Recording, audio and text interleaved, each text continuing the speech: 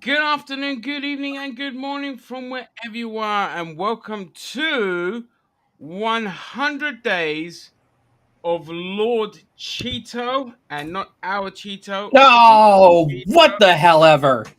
I'm sorry, dude. Lord Orange, King Trump, the God himself, is 100 days in power, and what an amazing job he's done for me, not so much for the Americans.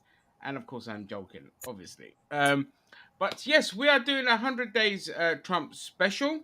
And thank God I've got Americans in the stream today because they can tell us firsthand what's I really live going on. like 10 miles away from him now, so They go take a Well, nice before walk we down start, we doorstep. should play the jingle, shouldn't we? What's that? No, don't worry about the jingles. You know we've done it a million times now. We milked the shit out of it. I am of course Fair enough. joking. I'm joking. No, no, I'm joking. Where is oh, it? mother. He's a rapist, he's a racist, he's a dirty orange nonce, the biggest liar, the biggest con man, pussy's puppet, a Kremlin plant. He's a MAGA, a daughter shagger, a blowhard and a bragger, turning the world into a giant dump. His name is Donald Trump. Yeah!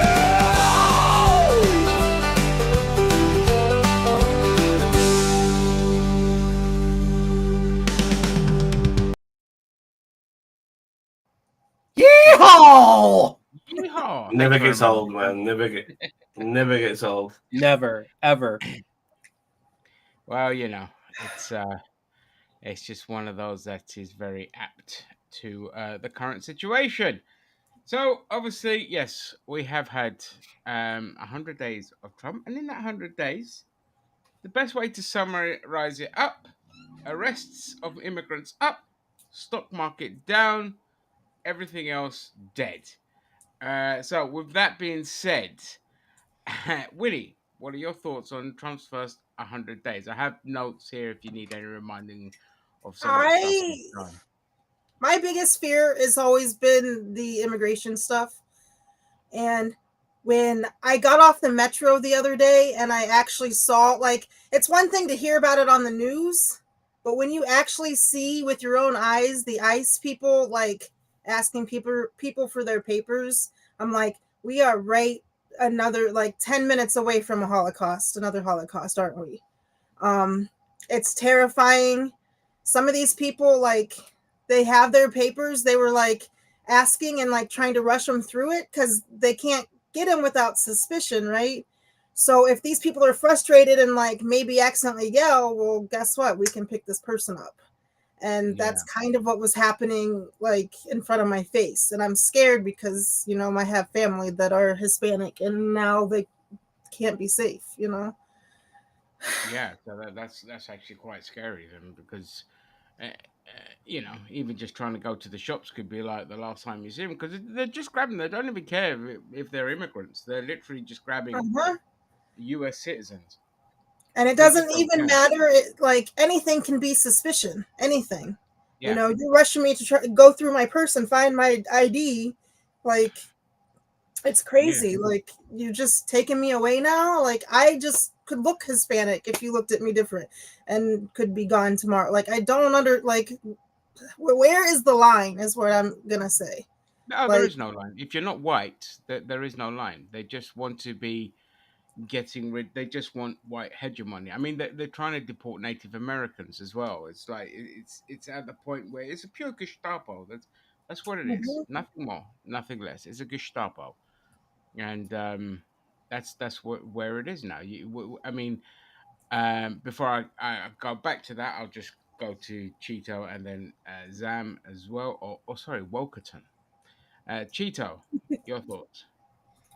I mean, we've all seen it play out like throughout all. I mean, my biggest fear is the tariffs. I mean, I'm also fearful for the obviously for the uh immigrant not immigration, the Brown people. deportation and stuff like that, because I feel like people are being wrongfully deported. And listen, I am for deporting criminals with due process, but here's the problem: you've got to do due process.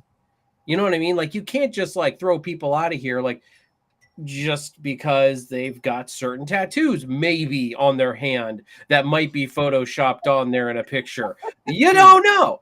You know, Yeah. like, I mean, you know, so, and I mean, I know that came after he was deported, but still.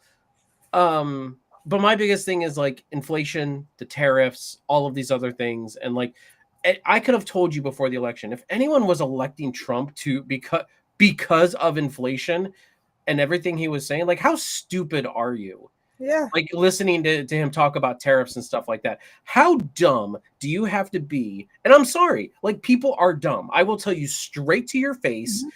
And I can't wait for all of these tariffs and stuff like that, these tariff charges from goods from China. Guess what? You guys voted for this. You know what? And this is what we deserve, because he won the popular vote. He all of the swing states. He they've won the House, the Senate. Like, it blows my mind how ignorant the American people have become in the wake of just everything going on, that they're like, and they always go, oh, eggs, oh, eggs.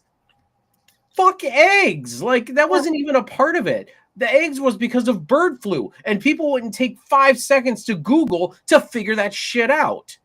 They also, if you told them, didn't believe it. They still blamed it on Biden, so it didn't matter. Yeah, and they talk about, I love groceries. I'm like, he acts like he like invented the word, like a fucking cunt. Like, God, I cannot absolutely stand that piece of shit. And how dare you call him Cheeto? Well, that's what we call him over here, Orange Cheeto. That's I don't know why they call him Orange Cheeto. It's just Cheeto. Well, in that case, everybody who's watching, I am the biggest Donald Trump supporter there ever has been. Please dislike and subscribe. Oh my god! Oh my god! Shit, I haven't gone to the comments to see if anyone's there. Hi, Vance. I just want It's the Wokey McWokerton. Yeah, what really upsets me and I find very disturbing is the price people are paying for being maybe an illegal immigrant. You know, they are having their lives ruined by being deported to El Salvador and being thrown in jail. You're an illegal immigrant. The rest of your life now needs to be spent in El Salvador, in an El Salvadorian fucking jail. What the fuck? You know, like there are like the sentencing is unbelievably harsh. I think people are losing focus on that. Fine, you want to get rid of illegal immigrants, that's one thing. Letting them spend the rest of their lives in El Salvadorian jail is a total other thing. This, like, coming into this country, trespassing shouldn't mean that your life needs to be ruined, forever. It's ridiculous. The cruelty over this is just is another level, and I can't stand it. Heads and knocking them down, like it's like Abu Ghraib, however you say that, all over again, but to every Hispanic person in the world.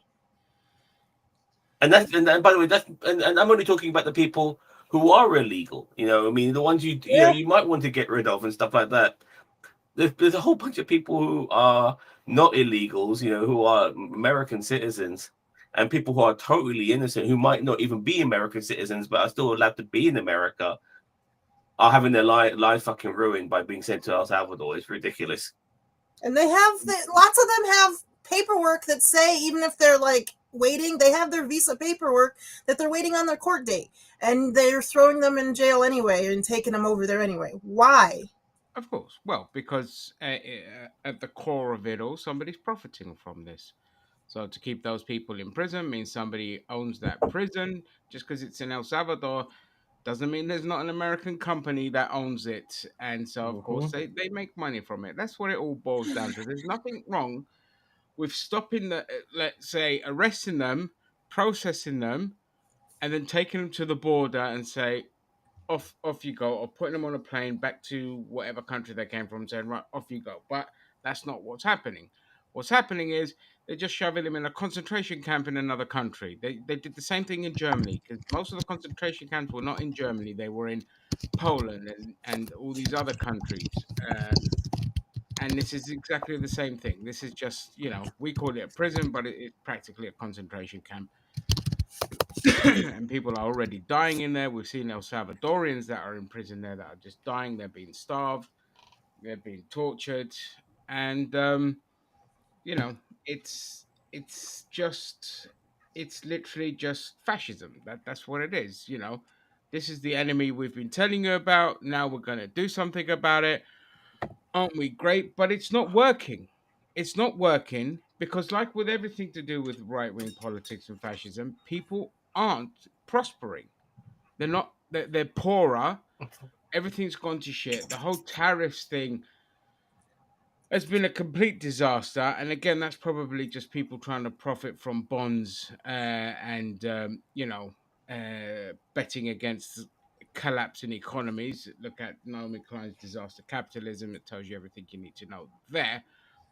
But it's just the situation where everything's gone to share, and you've seen at the town halls, people are screaming. Republicans, MAGAs, are screaming at their MAGA representatives. They're tearing them apart. And if if we get to a next election, which is all wait and see, it could wipe the Republicans out again. But the Democrats, before we move on again, the Democrats are not fucking helping, because within the Democratic Party, those feckless idiots are trying to block all the progressives from getting positions to move the party forward and to actually stand up for something. They just, their donors are saying, do not allow the progressive wing to make any kind of gains within the party. Otherwise, we're just not going to donate to you, and we'll just pump all our money elsewhere and all this kind of shit. So there's that fight. Well, that's the big fight. That's the fight that needs to be won.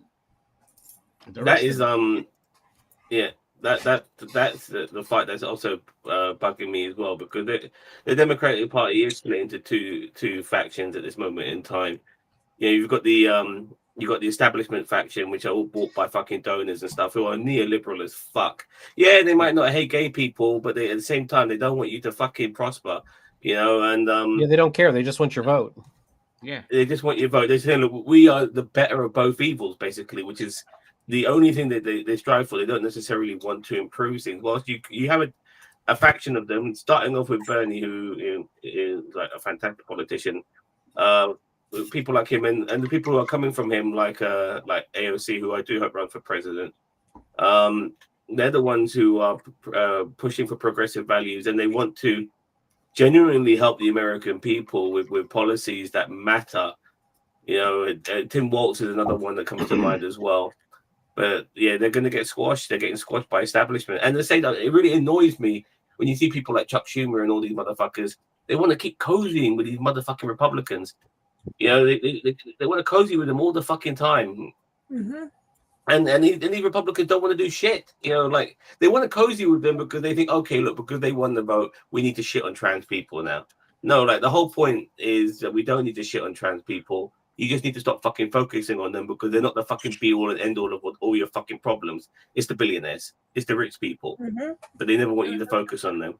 and the thing is, when they've done, like, when Jordan Chariton and other people have done, like, on the ground, boots on the ground journalism, talking about trans people, majority of magazines are just like, I don't care, live and let live. I'm trying to put food on my family's table. What the fuck has a trans person ever done to me, kind of thing? I think I wouldn't say that maybe MAGA, maybe more libertarians. No, MAGAs as well. Like, I'm not saying a majority, really? But it's like 50% of them just don't care. They don't care about the trans. A lot of them are truly being brainwashed and thinking that all their problems start with them.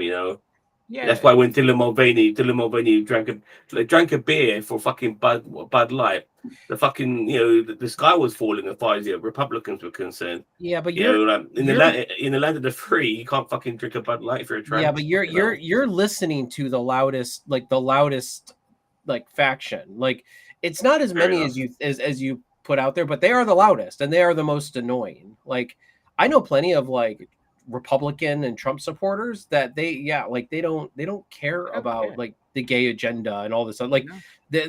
they care about the economy. They care about, and again, to the uneducated and the like whatever, like they look at the economy and it's easy to blame Biden. And then they listen to their Lord and Savior Trump and they're like, Biden did this. He's Democrat. So even people that might have been on the fence about Trump, because I know plenty of Republicans that voted for him, but they don't like him.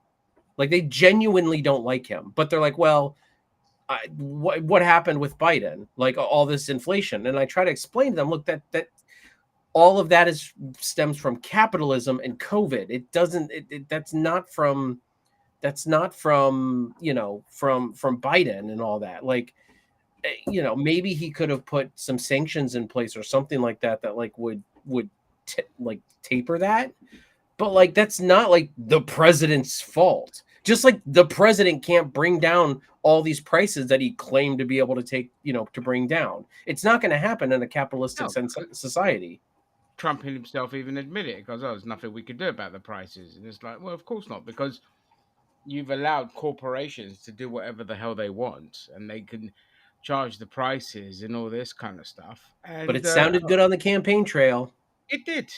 And as always, they failed to deliver. Again, like if we look at even in the UK, Keir Starmer ran on Corbyn's policies. As soon as he came into power, he just went far right. Like, and I'm not joking when I say far right, like to the point where, you know, he's just slightly less worse than Nigel Farage. It's fucking ridiculous. And that again is because the whole world, no matter which way you put it, at least in the West, is whatever the billionaires and the donors want. This is why the same playbook is being playing out everywhere. In Canada, they dodged the bullet because of what Trump did. Because of Trump, the Liberals won a fourth term, which is crazy. They were due to be, you know, the Conservatives were going to have like a huge majority. I think it was predicted like 180 seats in Parliament. And because of everything that happened with Trump and because Polyev was very much parroting Trump rhetoric, Canadians kind of just like had their like rah rah moment, like a lot of people did say in a war and all this, and just voted in the Liberals. Obviously, Trudeau stepping down helped as well, and Carney's just a normal milk toast kind of banker guy. He hasn't. Hey! That is copyright infringement, Ginger Greek. Take it up with him. I need to add a couple of things regarding this. First of all, my Go for cousin, I really hope he's fucking watching right now because he's the only Canadian you'll find out there in Canada who's really upset that because he's a fucking brown-nosing Trump supporter and he's a conservative, and as far as he's concerned, he has to follow conservative values no matter how fucked up they are. And he wanted, obviously, he wanted the Conservatives to win, I gather, you know, and they didn't. And I tried to get him, obviously, on this particular podcast today regarding Trump's 100 days, because I wanted to tell him that, you know, as much as you love Donald Trump, Donald Trump was the reason why the Conservatives lost in Canada. And also, I just want to also add that a lot of Americans like to assume that everybody wants to be American, everybody wants to come to America. Maybe from third world countries they do, because the glitz and the glamour and how America shoved down all our fucking throats, you know, when it comes to television and entertainment and stuff like that. It seems like the place to be. But what has also come to light as well is you've got two sovereign countries that are very much wanting that Donald Trump very much wants to take over, which is Canada and Greenland. And they both said fucking no to America. Canada said no in the voting box by putting in Mark Carney as the new prime minister, by saying fuck you to America. We don't want to be American. And obviously Greenland doesn't want to be America either. I think 85% of is it Greenlandic? Greenlandic. Yeah, Greenlanders. Greenland, whatever. They don't want to be fucking Americans either. If you're from a sovereign country, you don't want to be American. You know, people don't want to be. You think they want to lose their fucking universal healthcare? No fucking way. I live in a country where our healthcare is not that great. It's still universal, though. I'd rather have that than fucking be in debt for the rest of my life or breaking a toenail. So yeah, people from sovereign nations don't want to be American whatsoever. There's fucking land of the free, home of the brave, and you think you're the greatest country in the fucking world. We don't fucking buy that shit because we fucking know better from looking from the outside in. Yeah. Hello. Yeah. But I mean, again, back on the immigration thing, Gary brought up the point as well, like he's deporting kids with cancer, like stage 4 cancer. Like this is the level of sociopaths we're dealing with here, where you're deporting kids and kids that are ill. You're taking them to court for 2 years old. Yeah, there's no excuse for this, and any MAGA that supports this, frankly, is just not human. They're a piece of shit. They're scum. You don't of know the earth. that child could have grown up to be a criminal. You don't know. Well, I mean, there is that, of course. Yeah, absolutely. Back in the womb you go. Yeah, back in the womb you Yeah, go. bake for a little bit longer, then you won't be a criminal. That's it. Yeah. Yeah, have a mother that stays at home and doesn't work, that whore, how dare she kind of thing. Not get deported for that. You know what I mean? Unless they're fucking. Yeah, they get deported for anything. I mean, there's a Republican person running for some position in California, gubernatorial, whatever, and he wants to force like unmarried immigrant women to marry American men or get deported. Like that's just some fucking insult. I seen that. You seen that? Yeah, yeah. I seen that. Hello, God. Colin. I'm watching Welcome to the too many stream. like Mormon kind of shows. Is he a Mormon? Because I feel like that's a thing. That's what they do.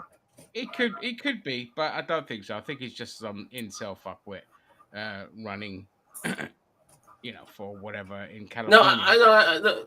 Somebody, I think somebody debated him saying that they basically want to keep the I think her rebuttal was to him that basically you want to keep the big booty Latinas, which is which is what I think I think is what he wants, but he wants all the guys to go, but he wants to keep all the fine women for himself, so I mean, I'm willing to keep the fine women and everybody else. So I mean, that makes me less horrible. Governor or whatever in California. That'd be my campaign slogan. I'm for the big booties and everybody else. I don't know where you're from, Colin. I don't know how the fuck anyone could love America. Like I loathe that country. It's really funny because my friends are like, "Oh, you used to like America." Yeah, when I was 15, 16 years old, and I didn't know any bloody better. But Jesus Christ, you're meant to grow up as a person and realize the world what it is. I've been to Israel. I had a good time in Israel. It doesn't mean I don't hate the fucking country. I want to add to that as well, Colin. Like I used to fucking be fascinated by America when I was growing up because, like I said, your country's on our fucking television sets on a regular basis. Everything, all the entertainment, all the music was coming out that you guys were sending fuckers to the moon. I mean, it was glorious. Seeing the progress of your country. But as we've gotten older, your country is fucking going so backwards. It's moonwalking. Mm-hmm. And so. I see what you did there. That we did was the moon, and that was in 1969. Listen, there's a couple people I'd like to send to the moon. Let's see: Donald Trump, Elon Musk, just a couple. Katy Perry, Ginger Greek. I'm too fat for the moon. I'll bring the moon back down to Earth because my gravitation. And like Donald Trump also said, like he was going to get rid of the swamp. And by the way, he's not really using the slogans he used in his first term because they never came to fruition, like Mexico building the wall. Mm-hmm. He also said he was going to drain the swamp. He's not saying that this time around because you know why? The swamp is in his fucking cabinet. He's got people. He's got billionaires in his fucking cabinet. He's got Elon Musk, who's the richest man in the world. He's got Jeff Bezos under manners after the whole Amazon debacle thing earlier this week. He's got Mark Zuckerberg under manners as well, and the guy who runs Google. Like those motherfuckers were in his inauguration. They are the swamp. When you see Elon Musk talking about going up against the elites, it makes you want to roll your fucking eyes like the Undertaker because he is no more elite than the richest man in the fucking world. What are you on about, Elon Musk? You are the elite. You're the definition of elite. You are the most richest man in the world, and he's draining his swamp. It's over. He legalized comedy and then banned anyone that made jokes. So totally. Hello, Lord Donkey. I mean, he's now regressing right to ignore. Yeah. He's doing all of that stuff. He's suing people for fucking, bringing up bad, who are showing negative polls on the presidency, even though he believes in free speech.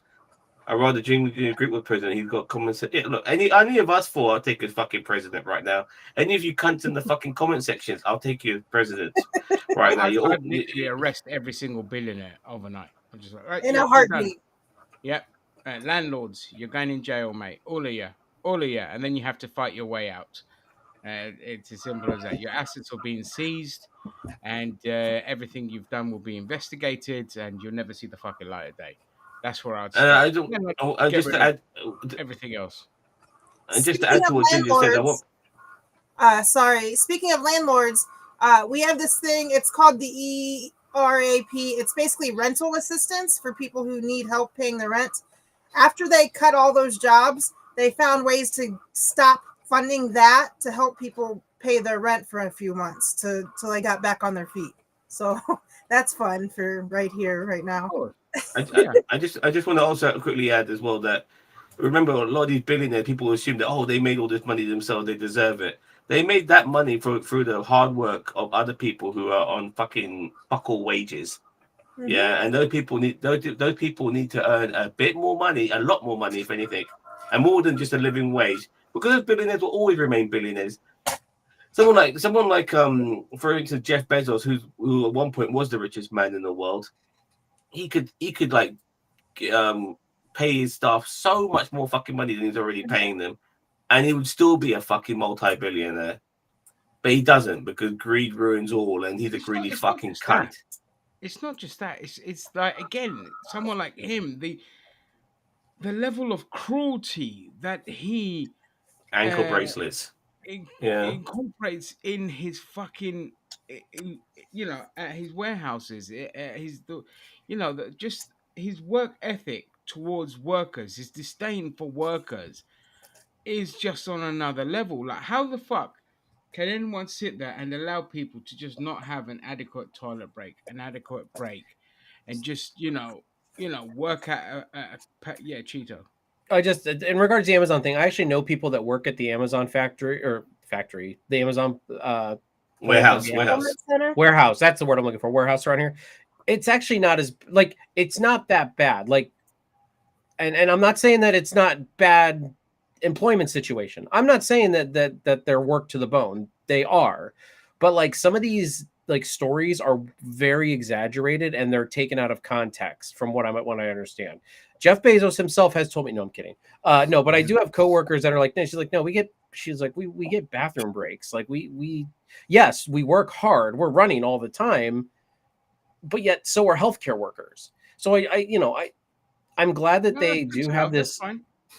I'm glad that we have this awareness for like the Amazon workers, but like healthcare workers are the same. We work ourselves to the bone. Yeah. And I mean, it's like, and you have your real lazy ones that suck and whatever, but it's like the ones that actually give a shit and actually work it. Like, so like, but again, that boils down to the insurance companies and these healthcare owners and stuff like that. You know what I mean? Like, yeah, absolutely. No, when I worked in the care industry, I was just like, because I was a senior staff in my unit, nobody was allowed to fucking rest in regards of sit on their ass and let other people do the fucking work. Like I couldn't do that. And you could tell, and the ones that didn't like it ended up leaving, and we ended up with a hardworking unit, a good cohesive unit. I'm not saying like, we only got 5-minute breaks at work. We didn't get breaks. You don't get breaks because you're constantly caring for someone. And the hours weren't long, so it doesn't really matter. But I was saying to people like, look, between this time and that time, you're here to work. Just do your fucking job. It's not hard to do your fucking job. I can't stand a bad work ethic. But that being said, I wouldn't just sit there and just throw them to the lions. Mm-hmm. I'll be in the trenches with them, doing all my jobs that I had to do, but I'm in the trenches. Yeah, I wish that was like that in our healthcare because it is not. So I wasn't even licensed to do some of the things I was doing because you have to have an STNA license for that. Yeah. And there'd be STNAs down the hall. I'm just an activities director manager. There'd be people that are supposed to be doing lifting people and changing people down the hall, sitting on their asses or hanging out. There's 3 call lights going off, and they're just sitting there. But I mean No, that's what I just want to say. Like Amazon's a good example, yes, but at the same time, it's like We I have feel like that lots there of are places like that. yeah, there are Yes. lots, and that kind of shows the biggest issue in America is like, and not just America. Like I know that healthcare professionals basically are in a very abusive field of work because we get like people who are good at it and actually do it. We give our all. We give ourselves. You know what I mean? Like so, so. And Lord Donkey, I know Bezos has been bought and paid for. I'm not defending Bezos at all. I'm just saying like some of those stories are just exaggerated, and I'm not saying they're not 100% true or they're lies, but they're just like no, like it's not as bad as it like some of these people make it out to be. But anyway, I just wanted to bring awareness to that because I'm a big advocate for that. They're like here in America, they work us to the bone, and it's like yeah, like at the end of the day, like when I get home, I am beat, like I am dead to the world.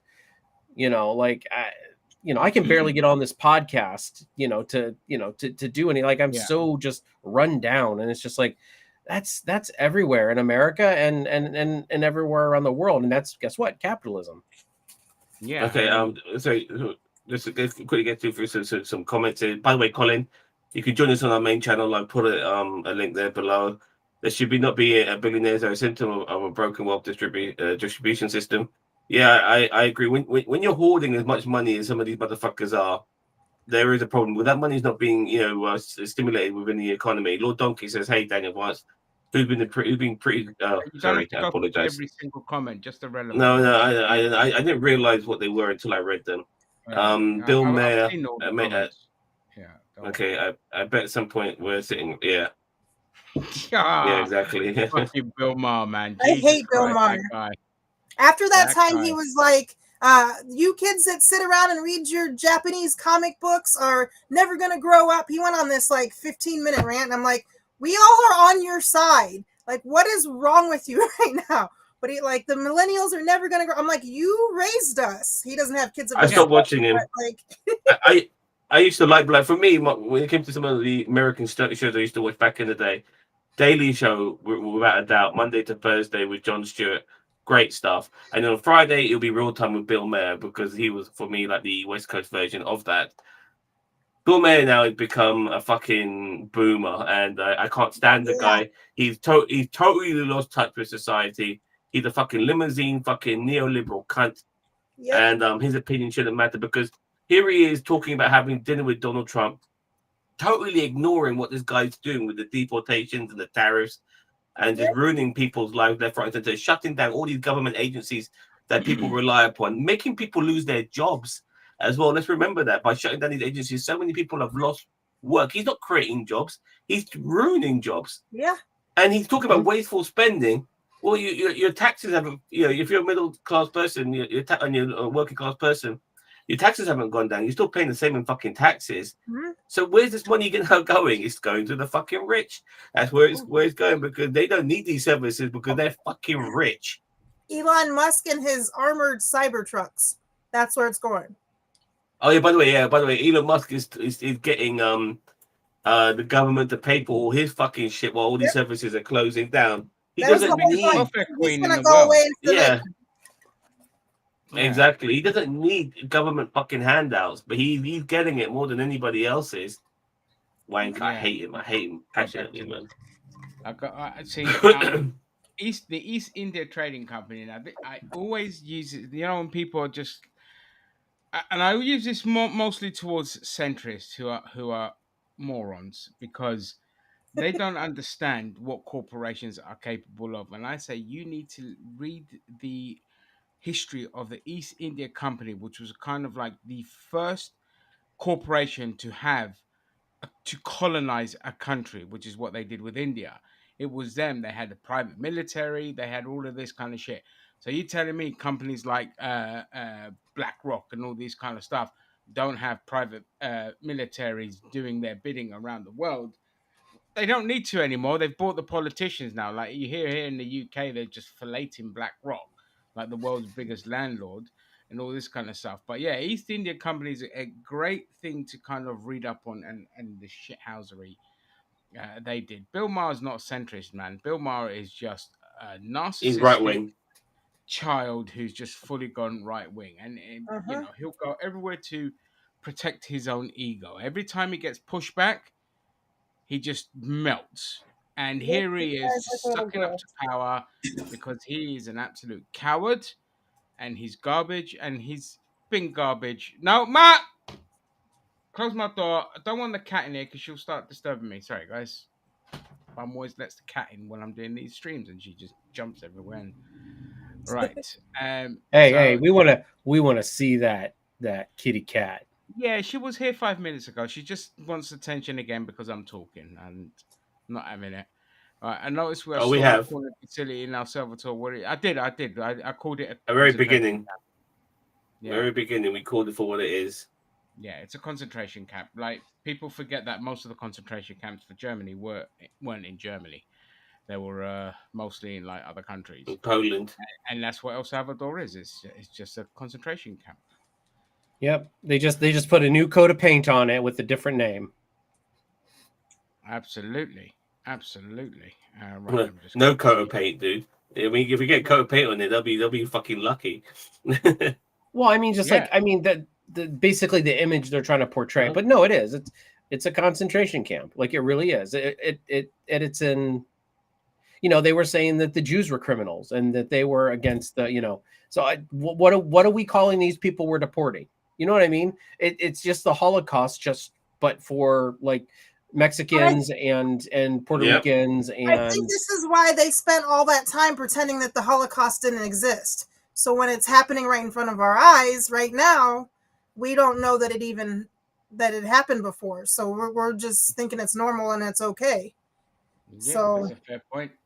Yeah, Holocaust and us could be like, well, it never was a Holocaust. It's very and now what the we're doing relationship is not- between the relationship between the American right now and countries like Israel is very strange. I mean, you got people like Donald Trump, because he's got Jewish family members as well. He's very much in bed with Israel, and he's happy to continue the genocide in Palestine. But at the same time, there's a lot of people in that contingent who are anti-Israel because they're anti-Semitic. They're not people like ourselves who are anti-Israel because we're not anti-Semitic, but there's lots of Jewish people who are anti-Israel as well regarding the fucking the genocide.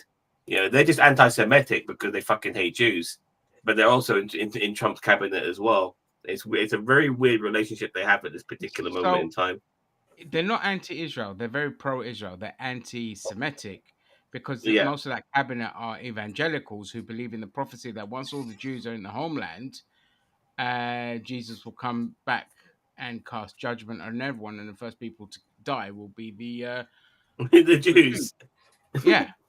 So that's why this is what. But of course, most of these Zionists know it's all a load of bollocks, so they're just like happy to just fucking get the My baby. evangelicals on board, who are the biggest supporters of Israel, and to get them on board to get what they want, which is basically, just to control the entire region. Because if people think, once they get Palestine, that's it. No, they want territories in Jordan, they want territories in Lebanon, they want territories in Saudi Arabia, they want territories in Egypt. Colonizers are colonizers. They don't just stop colonizing.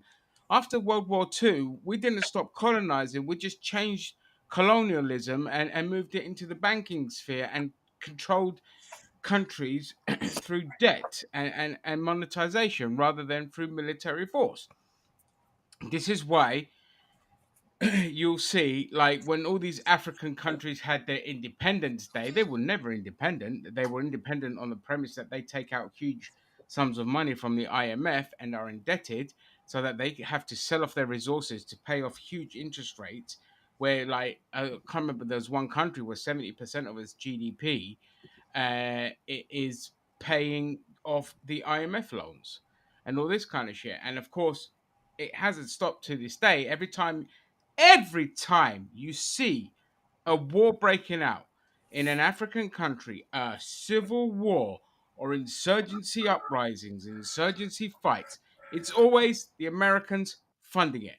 Because as soon as a country's trying to find stability, you can look at what's happening in Burkina Faso now. As soon as they find stability, take control of the resources, Oh yeah. the Americans are like, Wasn't- shit, we can't have that. The British, the French, What- they're all the same. What's the name of the leader of Burkina Faso? Something Traore. That guy needs to be protected at all fucking costs, by the way, because the Western world, especially the Americans, they want this guy fucking dead. Yeah, I Because mean, if you what look he's at done to his country, he's transforming Africa, man. I'm sorry, he's transforming that particular country, Burkina Faso, yeah, big time by giving back to the people. You know, he's amazing. thanks Some AJ. comments Yeah, here. we got old because we're living in this current political climate. You know, but yeah, just quickly go to some comments here.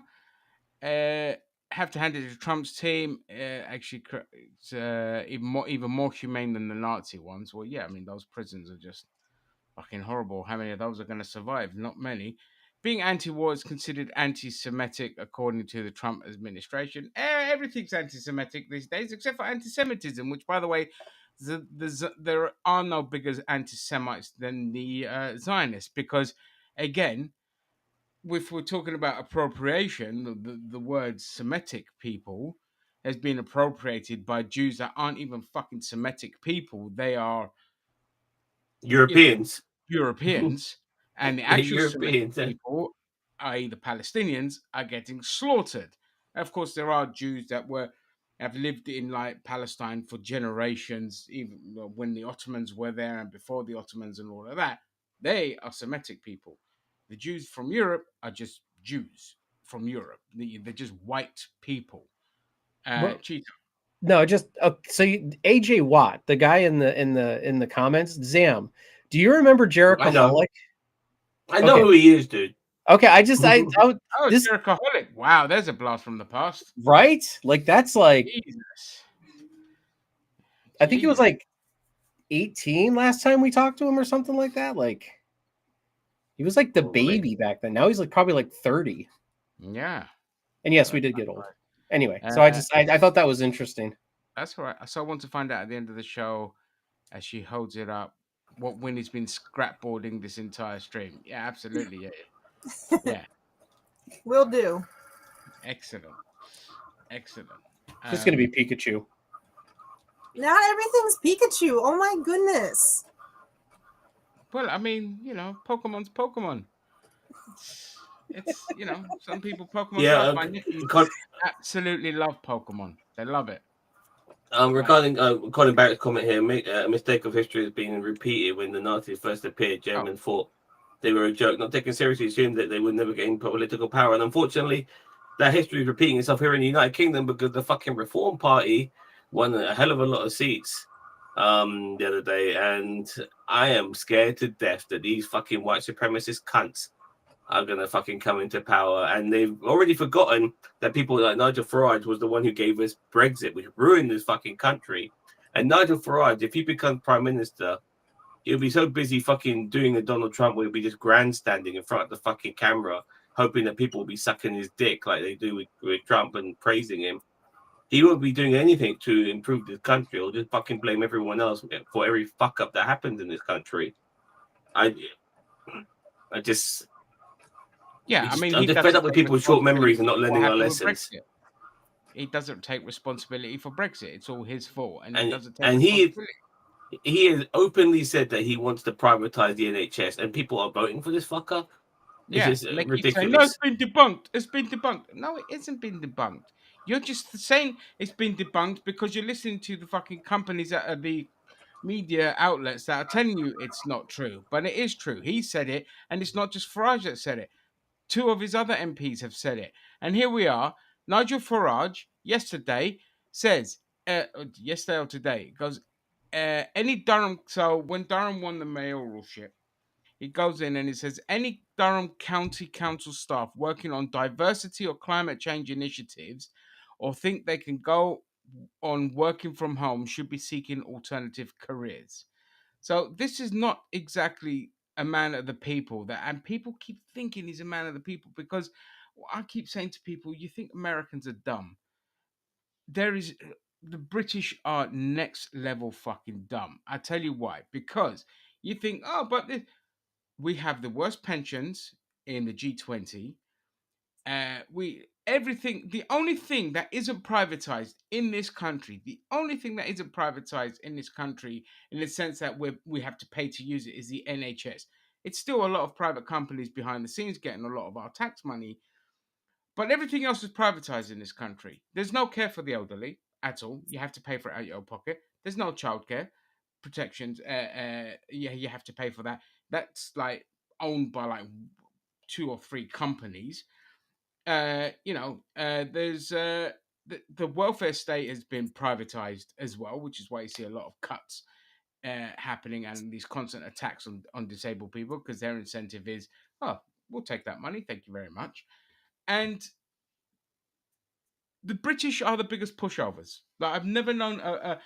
The English are the biggest pushovers I've ever known in my Yeah. life. They are the softest cunts on the planet. They have the worst of a lot of things, and yet they don't do anything. This country has never fought a revolution since the Magna Carta, since the Peasants' Revolt, almost 800 years ago. Okay, that's what a nation of soft cunts we are, and I despise that about this country, and I always have. They're just pushovers, and we're sleepwalking into reform. And you know what I say? Fuck it, bring it on, because this country needs a harsh lesson because they haven't learned from what Brexit has done, and I blame the media. And it I feels like don't want any more lessons, dude. I'm done with the lessons, man. I can't handle it listen, Well, you they're anymore, guys man. so gotta have your dumb. lessons. You keep forcing us to have ours, so Yeah, they're so dumb that what else can we do? Like people need to understand. They will only They'll never understand it learn. when they have to They'll start never paying for learn. the NHS. When No, they have to because start paying for health, you know. you really think that people are gonna fucking learn? Have they ever learned shit in this fucking country? History keep repeating itself, man. You know, a few years will go by, they'll forget what fucked us up in the first place, and they'll start blaming immigrants and fucking God knows what else Yeah, again and again so and again and again. fuck it. It just So let it be. I mean, unless people start going out there and like I've joined the Green Party, and anytime they're doing anything in my area, I'm going to go campaign for them. So unless people just get off their asses, like yesterday, you only had a 20% voter turnout for the local elections. 20%, that's how you kill democracy. When you don't turn up to fucking vote, especially in a country where you do have more choices than just 2 parties. There are so many different parties to choose from, and everyone's gravitating towards reform. And you're going from conservative to reform. You've just had 14 years of conservatives. How the fuck do you think 14 years of reform is going to do any different? Like, people are so fucking people, dense. It's people. unbelievable. No, I think as well. Like regarding local elections, historically people don't vote for them as much as general anyway. But on top of that, like lives are never improved under every election that we've had. It makes people demoralized to vote in the fucking first place, but they think, what's the fucking point? I haven't seen an improvement in my life whatsoever, and that's why people don't vote. I mean it's the same here too. But this last election, this last presidential election, was like a stark difference. But it's been the same here too. It doesn't matter.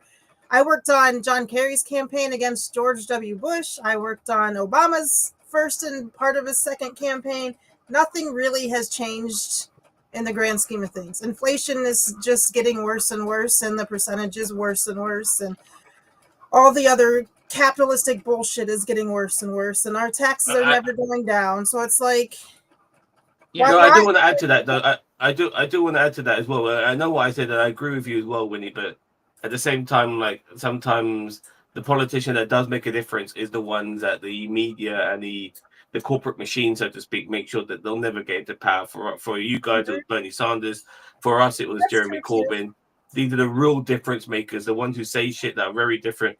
Because you look at people like Biden and Harris, and even Obama to a degree. They were very, very generic, quite neoliberal as well when it came to being politicians. And obviously, the right are always going to be the right, and they're always going to make things worse. Um, and same here in the United Kingdom as well. Like, the only politician in my lifetime that came close to making a difference was Jeremy Corbyn, but the corporate machine made sure that this fucker was never going to get into power. They Yeah. made sure of that. And the thing is, like, okay, with Americans being disenfranchised with voting, I get it because you have a very strict 2 party policy there. You also have an electoral college. You have everything that's just extremely anti democratic. Over here, it's not as bad. Like, if people just got up and got involved locally and understood the just got involved with all elections, like I vote in everything. Whenever there's a local election, I vote in everything. Even when I was 18, from sorry, even when I was 18 years old, like, oh, I skipped 18. No, ever since I've been legally allowed to vote, I've voted in every fucking thing that has happened because you have to, and voting should be mandatory. It by Mhm. law, just like getting car insurance is mandatory and an MOT is mandatory. So is voting because it's your life. In Greece, it's mandatory. In Australia, it's mandatory, and But they just in America they don't want it to be mandatory here because it would no, like largely change the way the nobody. elections go. Yeah, Same in the nobody wants UK it as to be well. mandatory because in that way the rich can just get what they want. They keep disenfranchising you, and again, I get annoyed in this country because when the Greens had campaigned locally, they do really really well. Like they have a crazy number of councillors in seats. You know, they've defected from Labour and they've gone to the Greens because they're left wing and they don't agree with Keir Starmer and all this kind of stuff. But they're shut out from the media, so you need to be an adult and understand, all right, what is really going on. So just go see what's going on locally to you. Don't worry about what the media is doing. The media are always going to push somebody who's going to be friendly towards the establishment. And the fact that people still don't get that just drives me fucking insane. Yeah, And I was Colin always Barrett. because I've always been a part of campaigns. I was always told you need to who gives a shit about the senators? I mean, they're important. Or who gives a shit about the president? You need to care about who your mayor is because if we can start getting these progressives in these little local things, then the party will have no choice because everybody from the bottom to a certain point are going to all be progressive. You know yeah, what I mean? yeah, But yeah. we don't do it. We don't care. I agree. Uh, Democracies need uh, an informed and engaged electorate. Authoritarians know this and have been actively poisoning the public discourse. Yeah, and uh, as well as having an uneducated masses helps as well. and also distraction through things like social media, like TikTok and shit like that, which does have politics on it, but people are too busy watching fucking, some dickhead dance around or maybe Yeah, pull a prank or whatever. That's way more, and these people end up being idolized and becoming the celebrity of today. Like, look at people like KSI and Logan Paul. They're talented to a degree, but they're way more famous than any fucking politician. And then Mhm. that's where we are now, as a society. And they want these people to constantly be in the spotlight because they don't want people to vote. They want to bring up a generation of people, but yeah, more and more young people are not voting. They want that generation to keep going because they want them to not vote, and they want the old people to still vote because they always tend to vote conservative anyway, which is yeah, ridiculous because they've yeah. never done anything good for old people. No, the thing is, well, like Yeah. there's also a huge split with Gen Z in terms of men and women. Basically, like the majority of Gen Z men are conservative leaning, whereas women are more progressive leaning, more left wing, and that's like playing a huge part in terms of people not dating, not having sex, loneliness, on both sides, not just Incels. men. Yeah, but it's not just men. It's like people. Again, the patriot. I fucking can't stand when there's a situation, a social situation, and it's dominated by the patriarchal voice. Because if we look at the trans issue as well, the trans issue, all the scaremongering and all the fear is over trans women. When you mention trans men, they don't understand what a trans man is. They're like, yeah, trans women, yeah, trans, yeah, yeah. Like, no, no, this is a woman that's t- transitioned into a man. They're like, I don't understand. Of They're course, you don't biologically a understand woman, yeah. because the patriarchy doesn't understand this kind of shit. It's talking about they don't want to be turned on by trans women, and so they create this whole, hysteria and fear around everything. To kind of demonize them and silence them. And here in the UK, like, we've had a Supreme Court ruling that says, you are what you are in your biological birth. Well, now we're finding out that police, for example, if there is a trans police officer, they're not allowed to search.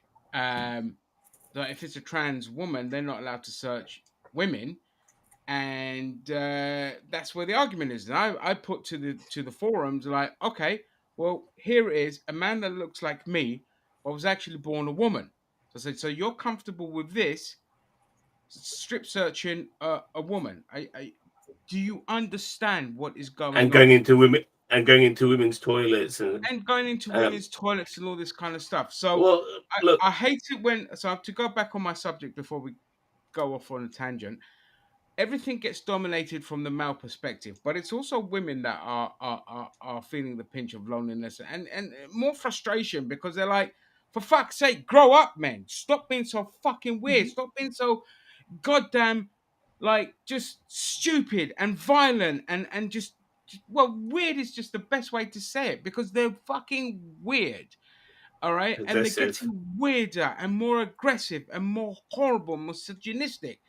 And then there's women that just they want to just get on with their life and they don't want to be tied down to an anchor of a moron of a man. And this is, Mhm. they're also equally frustrated. And I'm here to, as a man talking about women. Winnie, please. I just That's want to all. say that I didn't know who Logan Paul was until I saw a commercial for his show on Max, and I would never date him ever in the history of the world. I got lucky with Chris, but like most of the guys that I know anymore are like Logan Paul. Why the hell? What is there for me that would find that attractive? There's nothing there that is attractive to me. So I Yeah, totally agree. Like That's we why he's a heel in wrestling. we can't. Because Is he? he's I don't really know anything about him. I just seen well, the they tried to bring him as a good guy. They tried to 2 minute make it. clip of him being an idiot, and I'm like, this is the thing. This is what we have to choose from. Like, and of course, there's not everybody is like that, but like the majority of it is, and that's why we're not having babies, and that's what like if I have to raise a baby, I don't want to have to raise my husband too. You know, yeah.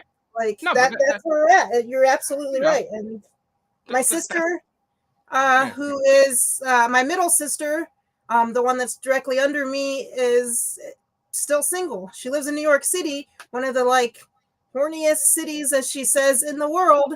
That everybody like wants to be married and whatever, and she's sitting there single, and lots of her friends are sitting there single in New York City. That's because they haven't met me. that's what it is. No, but you've got bragging rights, Cheeto. Like you are a catch. Let's not, you That's know. yeah, you're Yeah, different compared to the 99% of idiots who do dumb shit on TikTok and whatever. Like, yeah. There's a monumental difference because you've got your shit together and you're a millennial. Whereas you've got millennials and Gen Zers who have just gone down this. Now, to be fair to them, they grow up in a world of complete fucking despair. Like they are the yeah, way they are because they're brainwashed into thinking that as a man they have to be a certain way and they've got to get that money and they feel like a failure and they don't feel. And then Mr. Jordan Peterson and your Andrew Taints and all this kind of stuff are going to come in there shine a couple of keys and blame everyone else, and you're like, oh yeah, fuck, that makes more sense. But instead of saying, hang on a second, it's the system's fault, it's the billionaire's fault. And another good example here in the UK, you have a government that's basically saying, right, young people, you get no fucking benefits, you've got to go to work, and not enough of you are working. Where at the same time, young people are trying to get work, and nobody's hiring them. uh-huh. Even in supermarket jobs, nobody's hiring them. Nobody wants to hire young people anymore. Okay, and it's so everyone's just caught in this world of absolute futility and despair and frustration, and women get why it is and men don't get why it is because they're taught a different lesson, whereas women are always taught that no matter what you achieve, no matter what you do, it's an amazing thing, break out of the kind of cyclical bollocks that we've had to put up with all this kind of year and be yourself, do your studies and do whatever you're gonna do, whereas men are like, you have to be like this way and a man's this and a man's that, and this is where you end up in this fucked up situation. And just 1 second, I'll finish off, and it's all yours, Zam. And this is why I always say to my brother, under no circumstances do you teach our nephews this mentality. Under no circumstance, you let them see the world for what it is. Don't feed them any shit of expectations because our dad did that. And for me, when things didn't pan out because I'm an unlucky motherfucker, it hit me a bad way. Nothing against, yeah, and this is not like how I am with women or anything like that. I'm finding that area. What I mean is how I felt as an individual, as a failure, and all this kind of stuff. And I always say it's very important. Don't teach kids that they need to be a certain way. Just let them figure shit out for themselves, because otherwise you're gonna mess them up. And make sure Mhm. that you do police what they see online, more so now than ever before. I'm sorry to say it, but you people need to do. Sam, all yours, mate. Sorry. Well, there's so many things I want to say regarding Andrew Tate for a start. I mean, he people like him, they take advantage of incels and guys who are desperate for relationships and to find somebody because they take advantage of them by extracting money out of them. Hoping these guys hoping to be billionaires like Andrew Tate, but they fall for him. He's a scam artist. Same with Donald Trump as well. And it amazes me how people like Jordan Peterson and Ben Shapiro, Tim Pool, Jesse Waters, Donald Trump himself. They look at these guys as the epitome of fucking masculinity. You know, they're a bunch of fucking dickheads, cowards, fucking wouldn't fight in wars or anything like that. Not enlisted in the military. A lot of these motherfuckers born with a silver spoon in their fucking mouth. I've always said regarding Jesse Waters, I can pick up the vibe from him. That guy pays for people to fuck him up the ass. Genuinely does, because anybody who goes on about how if you drink from a straw that's not masculine, you know what I mean, with you purse your lips Oh, and shit like that. Yeah, he loves getting pegged. Yeah. he gets pegged without a doubt. You know, I mean, with me, like it's free, he'll ask baby. his wife to peg him. Yeah, but you Well, don't he'll ask pretend his to wife be to this peg him. hyper masculine dude. Like, if you want to get pegged, we'd expect that from you because you're you. But somebody pretending to be like this number one alpha male type person, behind the He scenes that he's expects just all Cheeto he's wants to been. get pegged. Sorry. I heard that way Maybe, wrong. maybe I don't know. I mean, I've never tried it, but No, you know, don't knock it till you try it. but, no, but there's other people as well. There's Asmund Gold now. Apparently, he's the epitome of masculinity as well. This fucking dickhead on Twitch, sorry, on Twitter. Was it Twitter or Twitch? Twitch. Twitch. But regardless, another thing as well regarding men, and I'm not sure if you see it. It's not a major trend, but it's a trend I've seen. Is about being dirty and not cleaning and shit like that. It's ridiculous. Like Pete Hegseth before he became the defense secretary, which in itself was just hard to believe. It's hard to believe as He's on him his being way out defense already. secretary, Don't Donald worry. Trump being fucking president. If that happens, to tell you the truth, I'm not 100% sure, but we'll see. But he was bragging about how he hasn't washed his hands in weeks and shit, or months or years or something like that, which is ridiculous. Who wants I to mean, brag you know, he just about something like of all that? those women he's felt up, and he just likes to smell it every now and then. You know, like Listen, Yeah, I guess so. And there's always listen, a these guys are fundamental effed law. up. There's Well, always you a also see fundamental that law. trend on it, TikTok with the trad wives, the traditional wives, where they're getting all dressed up to cook some fancy ass, dumbass meal that no one actually has time to do, but they're doing it and they're dressed like Mad Men couples or whatever that show was. Like, I do all of this for my kids and my family, and this is all that matters. And like, so we have a lot of that, and it's not just white people doing that stuff, it's black people too. So we yeah, are falling towards this like weird conservative bullshit, you know. Yeah, it's the 30s all it's over a again. Done it a few years Yes. ago. like just going back to Pete Hegseth, like on Fox News once, they did this masculinity thing of axe throwing. I'm not sure if you saw that clip, and No. he threw an axe, and it went over the board, and it hit one of these guys who's like a marching drummer. It hit him. It's on Really? YouTube. Check it out. Yeah. So, but I think I've apparently, but seen, I saw that. I think. yeah, like this is why the right wing is so stupid because we need to be men. Just throw axes at a board. That's the epitome of fucking masculinity, as far as these dickheads are concerned.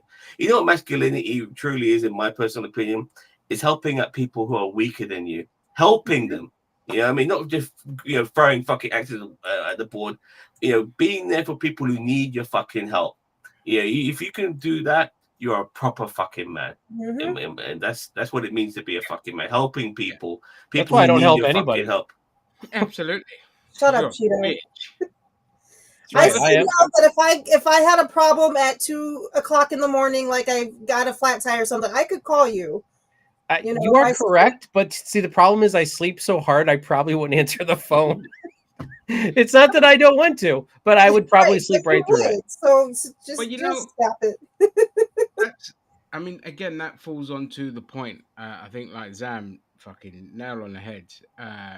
In terms of what it is to be a real man. A real man is just somebody that just has their shit together. Not everything has to be having their shit together. Life is chaos.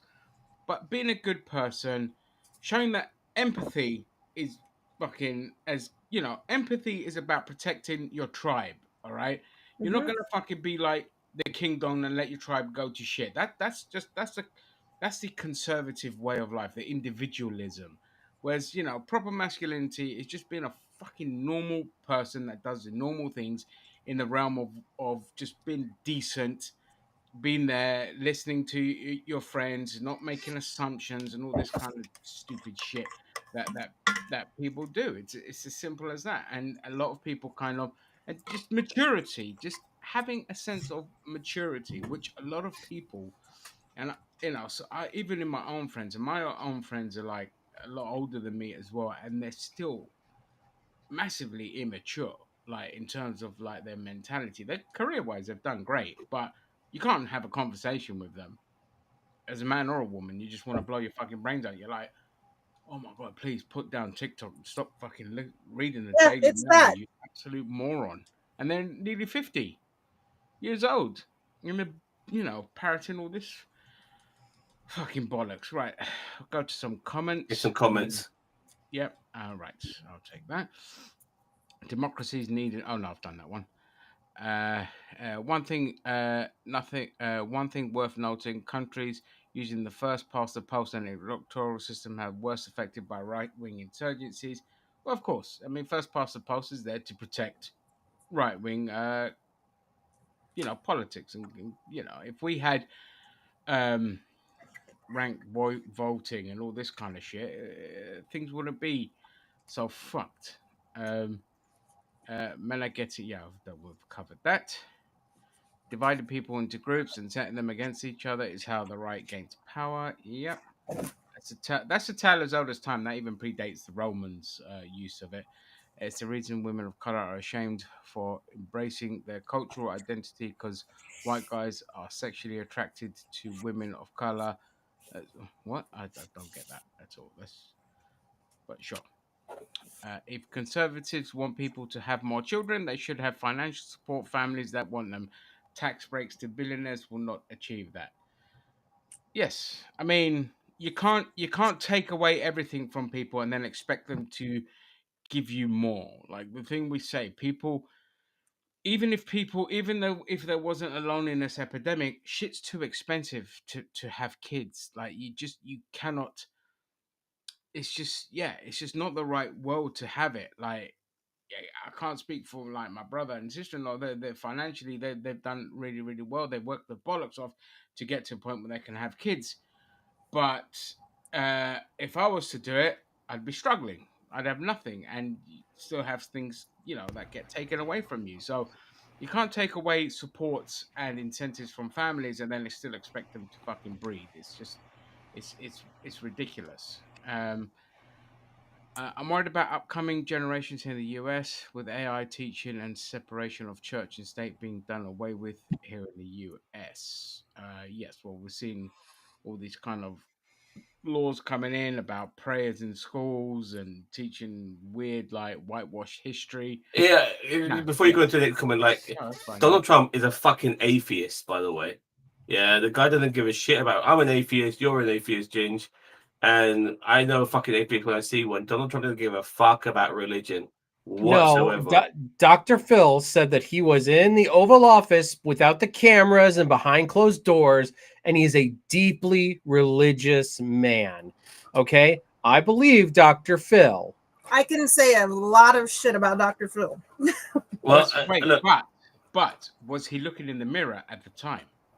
Because if he's looking at the mirror, Oh, then I believe it.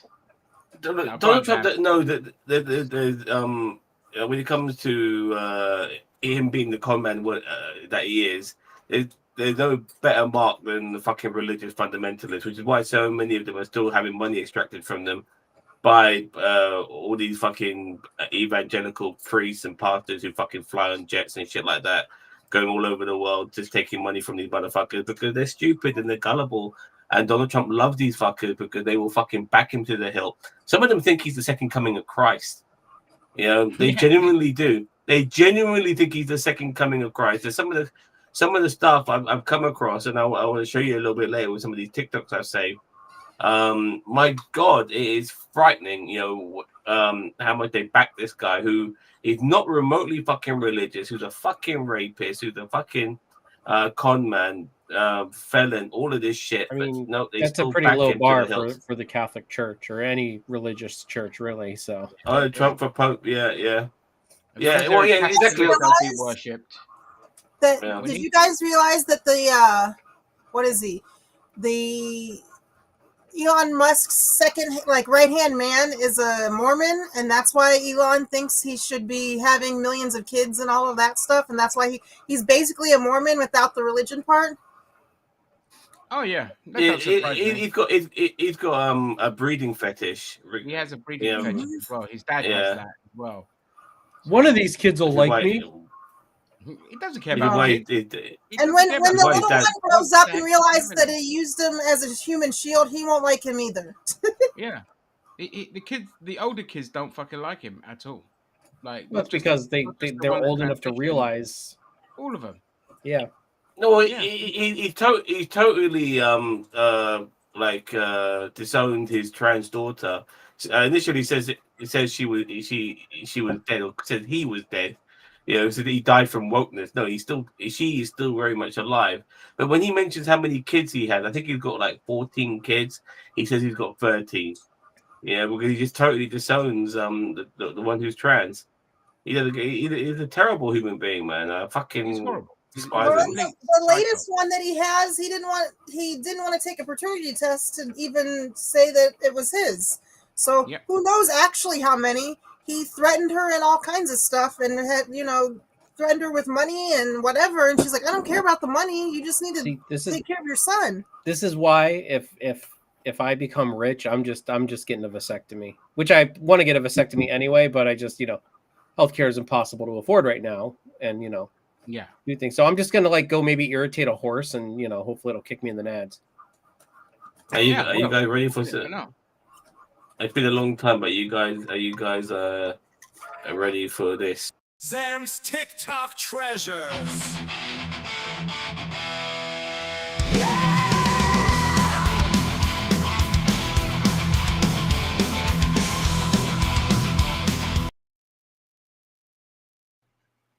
I've got to update that. Yeah, if you're ready for it, I've got some. Well, I mean, you already played the animation, so I guess we're doing it live. All right, so I've got a whole bunch here. Let's start off with this one. This just in.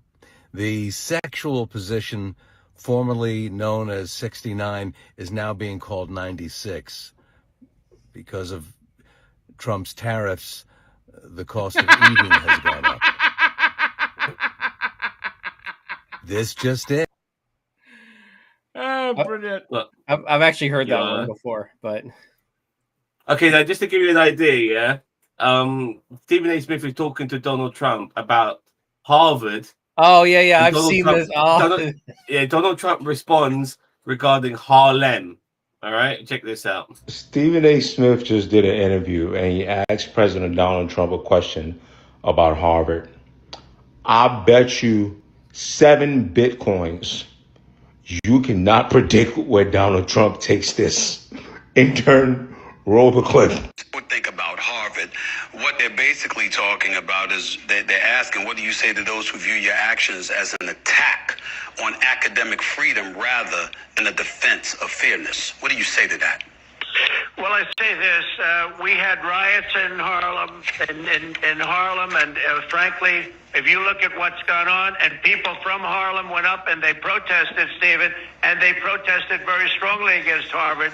They happen to be on my side. I got a very high black vote. You know that. Very, very high black vote. It was a very great compliment to me. I did criminal justice reform. I did opportunity zones for one of the greatest economic deals ever for the black and Hispanic community.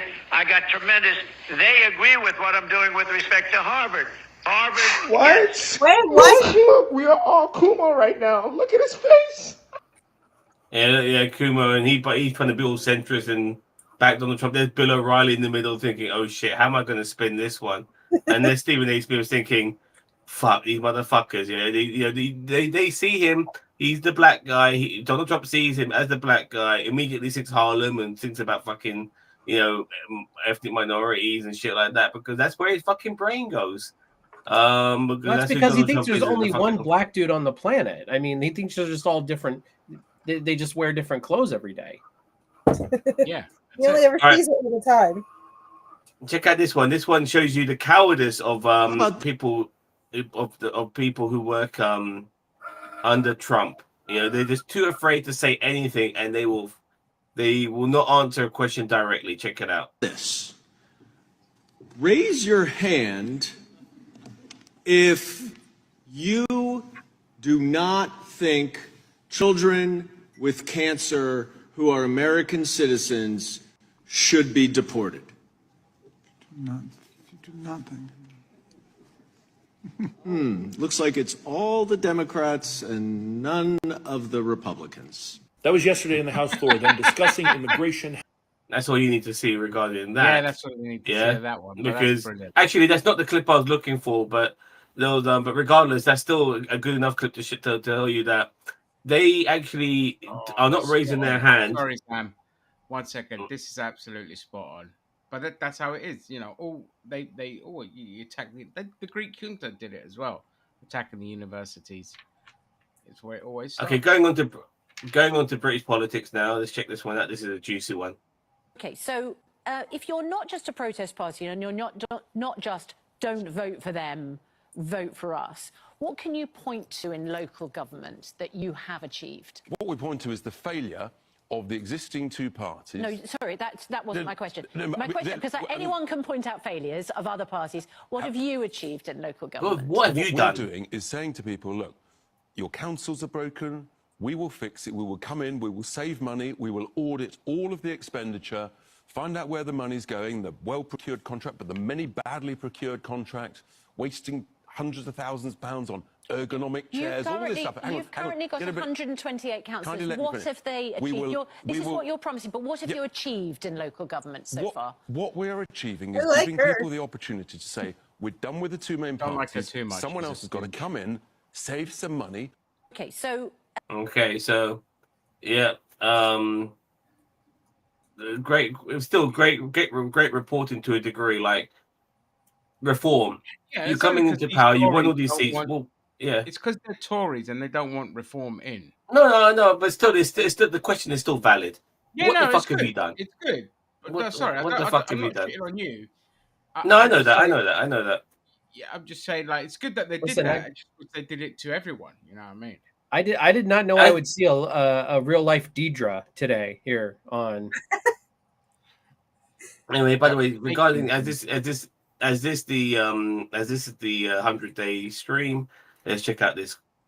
On day one, we will throw out Bidenomics and replace it with a thing called MAGA-nomics. We will quickly build the greatest economy in the history of the world. Markets today plunging. The cost of eggs, as we know, is soaring. The likelihood of a recession is now at 60%. With your support this November, we will restore confidence. Top administration officials were using an unsecure app to discuss attack plans. I will ask Congress to pass sweeping reforms to prevent foreign influence peddling, bribery, and corruption. Trump is offering a private dinner to the top 220 investors in his meme coin. And we will defend our Constitution. Trump is talking about openly defying the Constitution, saying he's considering running for a third term. We are going to start the largest mass deportation in the history of our country, and we are going to start with violent criminals. A 7-year-old, a 4-year-old who is suffering from cancer were deported alongside their mothers. Before I even arrive at the Oval Office, I will have the horrible war between Russia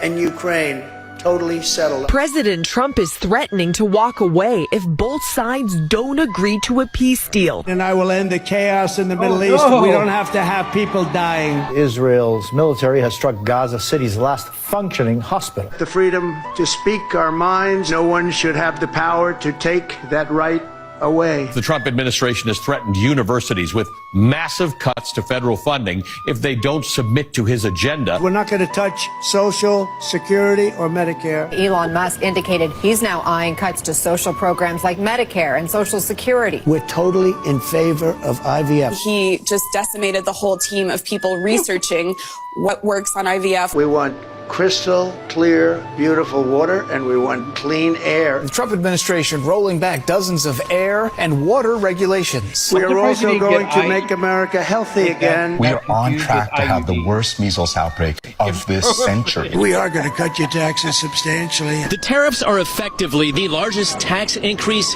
in history. Everyone is calling it, I don't want to say this, it's too braggadocious, but we'll say it anyway, the Trump effect. On day one, we... Yeah, but not in the positive way that you're thinking. I was gonna say the Trump effect is bullshit. Yeah, let's not get started on RFK because I could be here for another hour. Okay, just a quick change before we get back onto Trump. Quick change of pace here.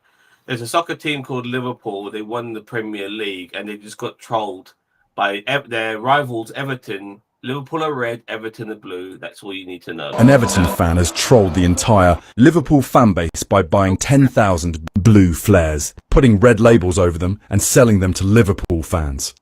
Liverpool's game was ruined when the blue smoke flares were unknowingly set off all over Anfield, much to their embarrassment.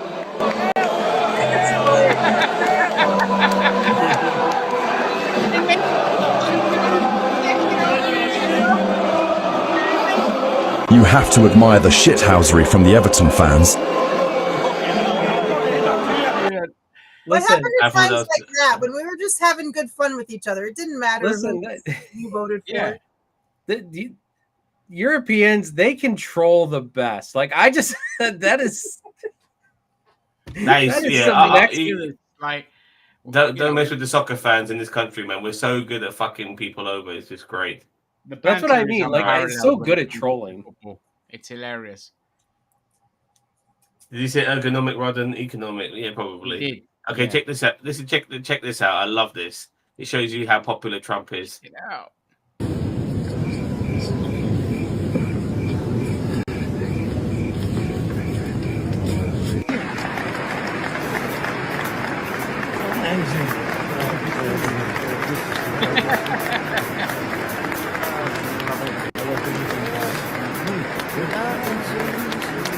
Is Zelensky wearing a suit? I think that would be hilarious if he wore a suit.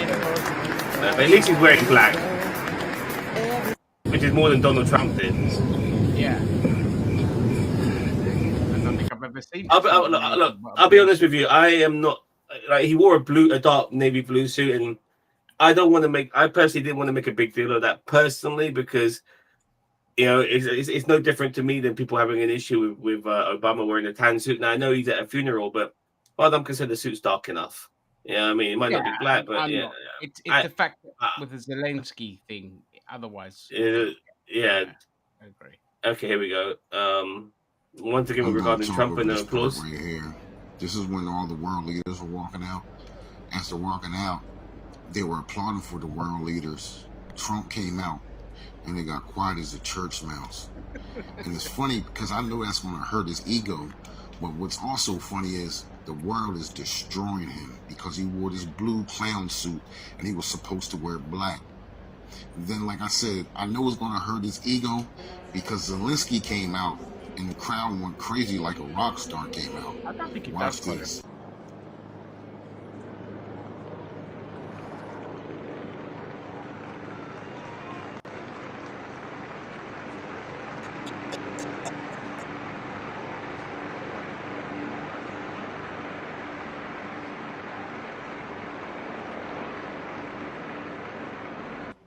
Donald Trump has been accused of breaking the dress code at the Pope's funeral after he arrived wearing... No, I don't care.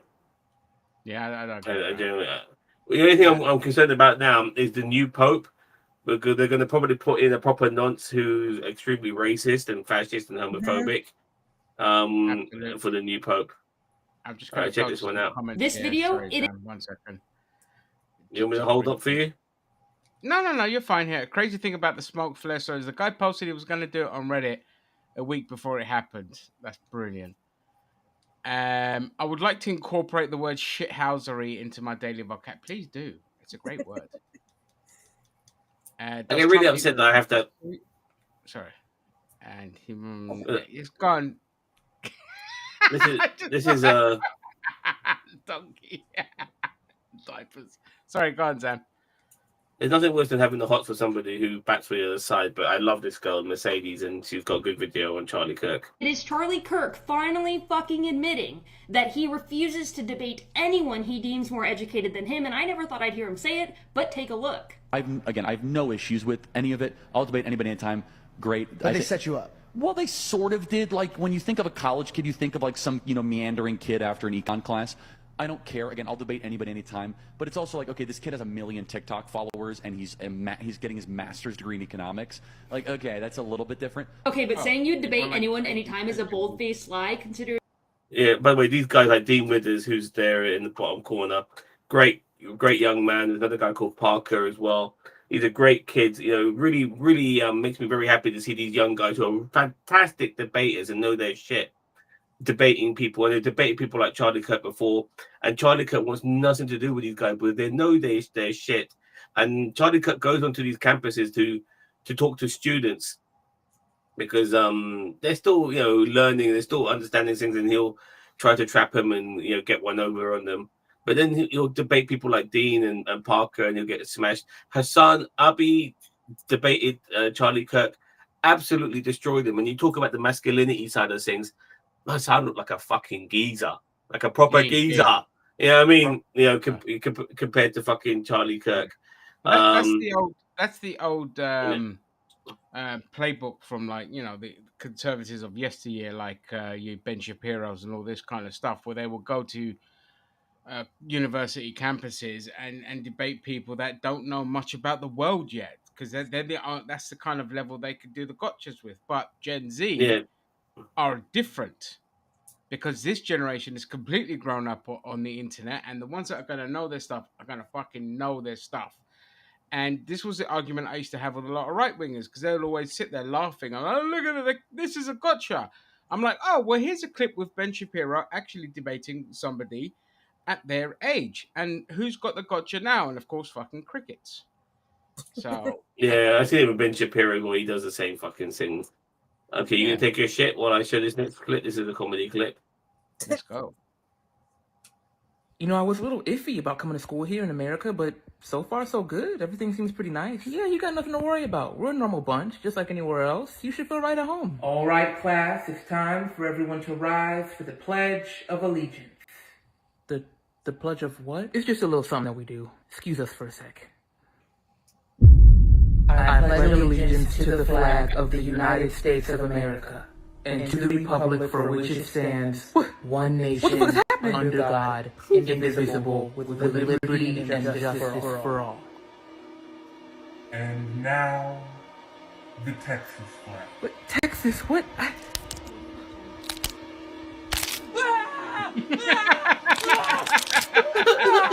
I honor the Texas flag. I pledge allegiance to thee, Texas, one state under God, one and indivisible.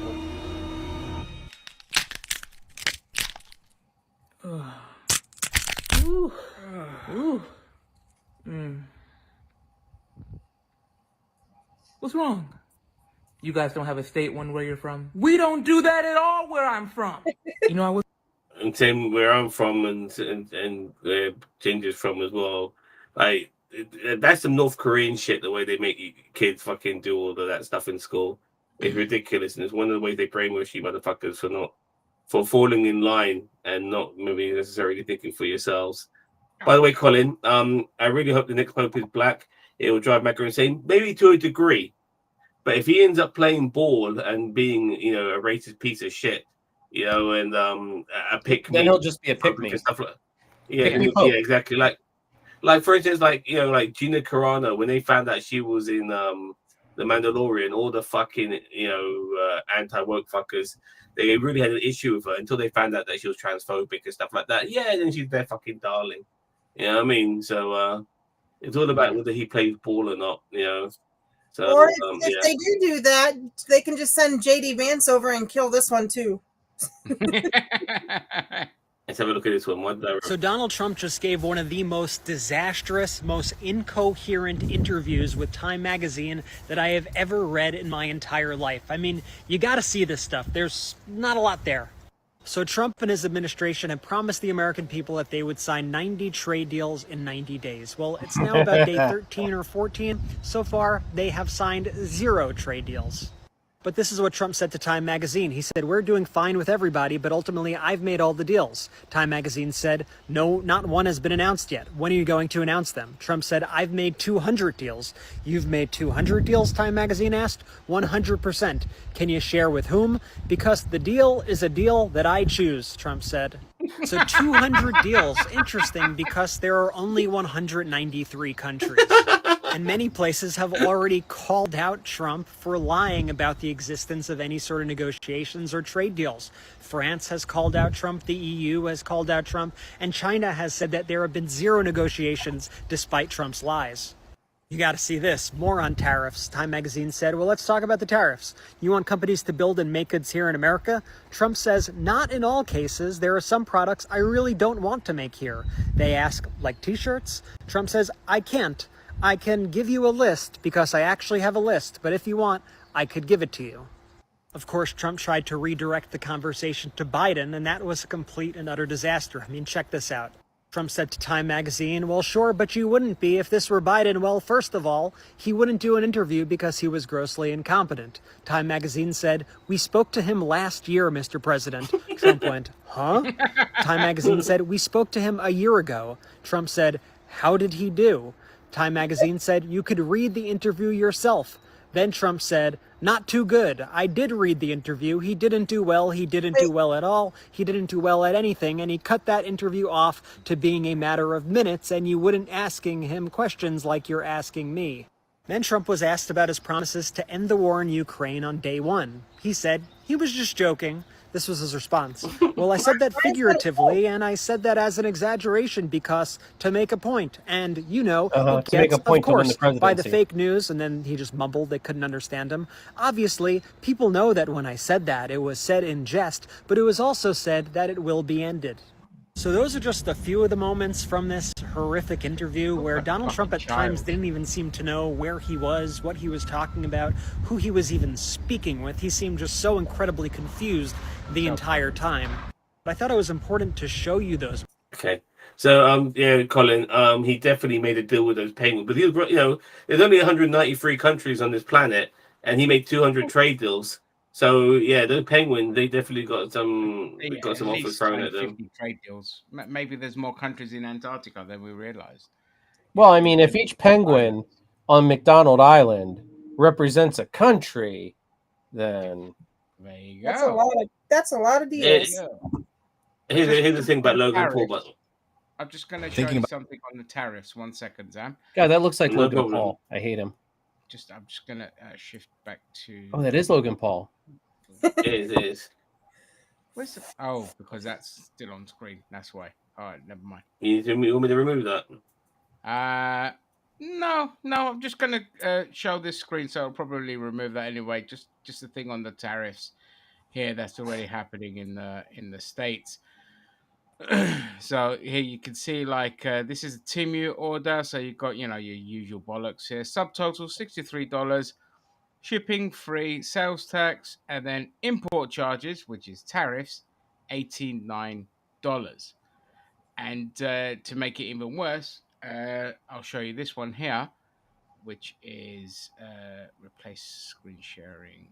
This one. So while you're looking that up, can I just say something about this? Because I was started to comment on this earlier while we were kind of doing our intro. Ooh. But this is this is what I'm saying is they don't want us to know how cheap things are in other parts of the world because they're doing these with these import charges and stuff like that. They're like, oh, well, we can't let people know because we have to let capitalism reign supreme. And of course, everybody this whole tariff thing is just so stupid because it's just we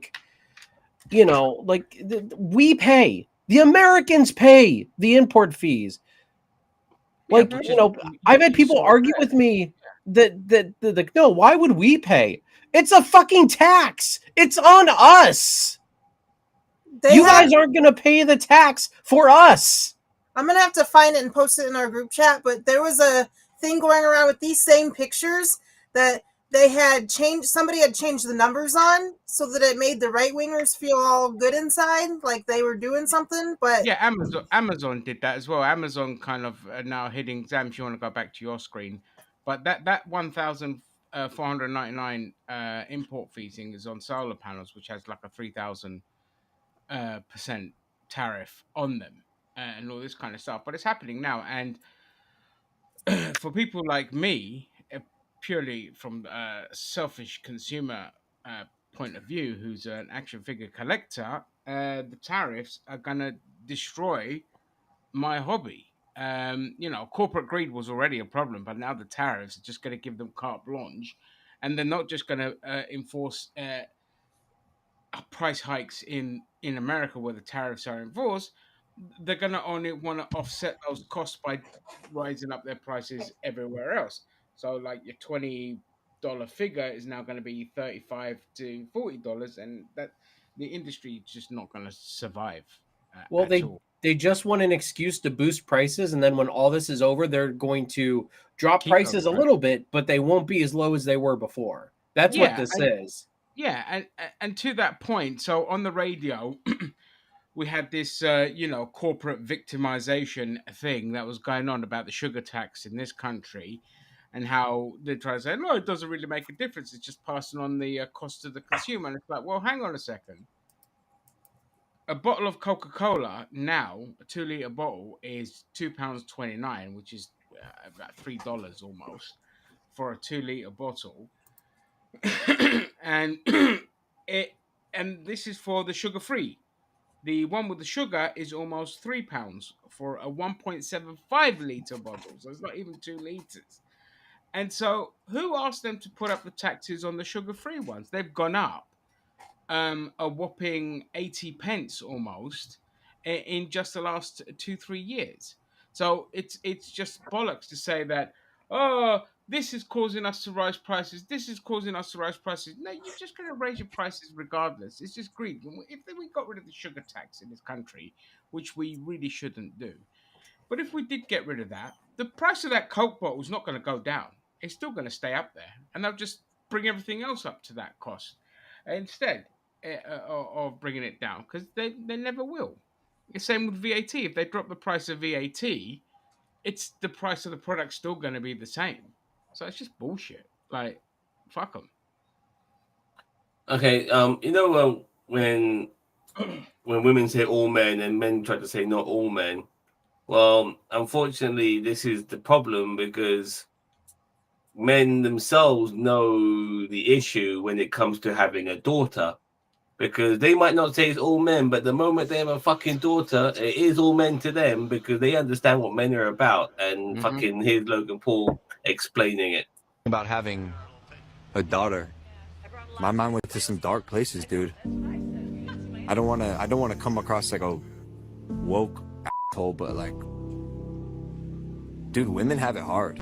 So wait, you think you're gonna sound like an asshole for saying women have it hard? Okay, let's do some enlightenment, because there's obviously something missing from this divine revelation. You've been part of the problem. Now look, I'm not here to shame Logan or Jake or any men who have suddenly realized that women are people with feelings and that there's this thing called sexism and misogyny. I'm just glad that there's even an inkling of recognition here. But you don't get a free pass just because you became a girl dad. If you voted for a sexual abuser and dismissed his behavior and then tried to convince others to vote for him and then downplayed what women went through during his first term and generally contributed to misogyny and sexism through either videos or statements, then you gotta take some responsibility for your part in making things hard for women. Because even if it's just now affecting you, things being bad for women has been pretty well established for a long time. 1 in 3 women worldwide will experience gender-based violence. 1 in 4 women will experience online harassment, including doxing, cyberbullying, and stalking. And 1 in 5 women will experience attempted rape in their lifetime. And about half of the time, it's not just from some stranger, it's from someone they know. And we haven't even gotten into harassment or pay or maternal mortality or generally losing rights. But isn't that enough to really prove it's systemic and not just a bunch of bad guys? If you're someone who wants to actually protect your daughter, your sister, your wife, then you have to undo the damage, and that takes a lifetime, just like being a father.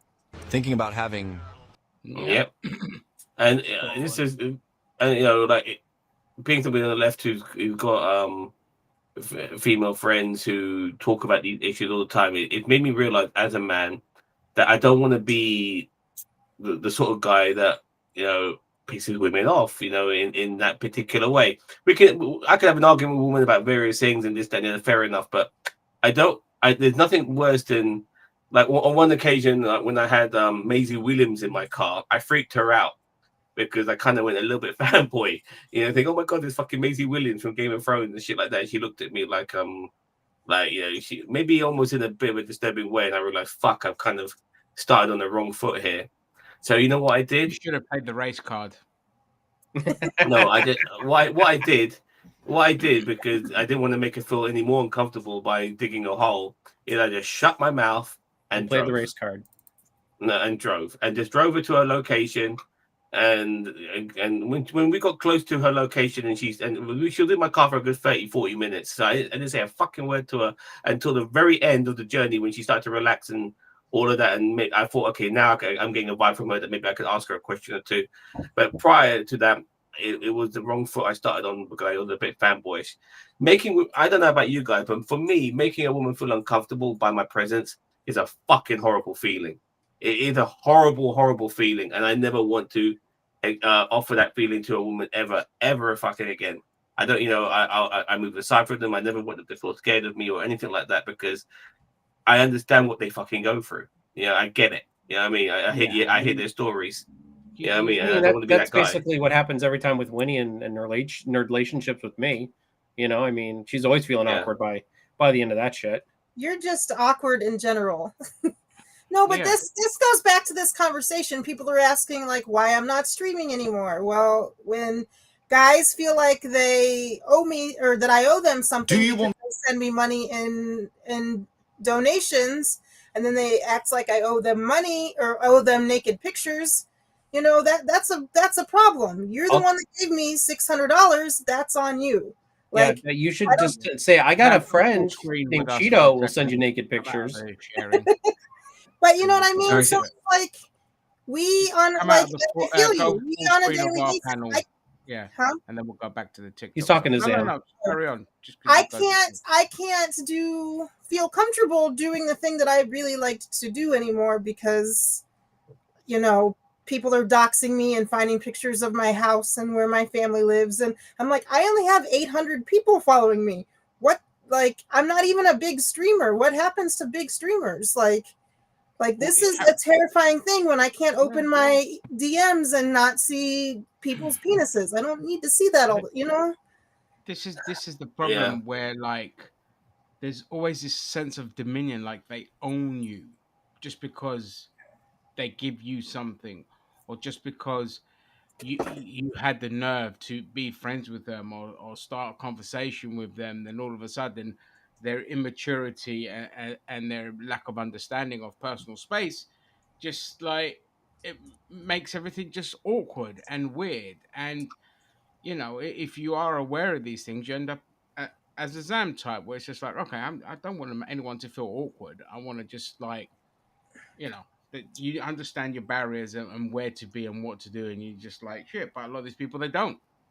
A lot of people will just want to just keep pushing and see and get something. And I shared something on Facebook where this woman who's traveling alone fucking found a guy under her bed in the hotel room, and that hotel room, What the fuck? Yeah, there was no security cameras, nothing, and they can't investigate because there's no evidence in security cameras. She just and she only realized because there was a smell coming from under her bed, and when she looked, she just saw a pair of eyes. She screamed, and the guy was just staring at her. Then he screamed and ran off, and completely like shit like that. Like this is what I mean. Like I get so annoyed. Like what are you doing? This is man? why we choose the bear.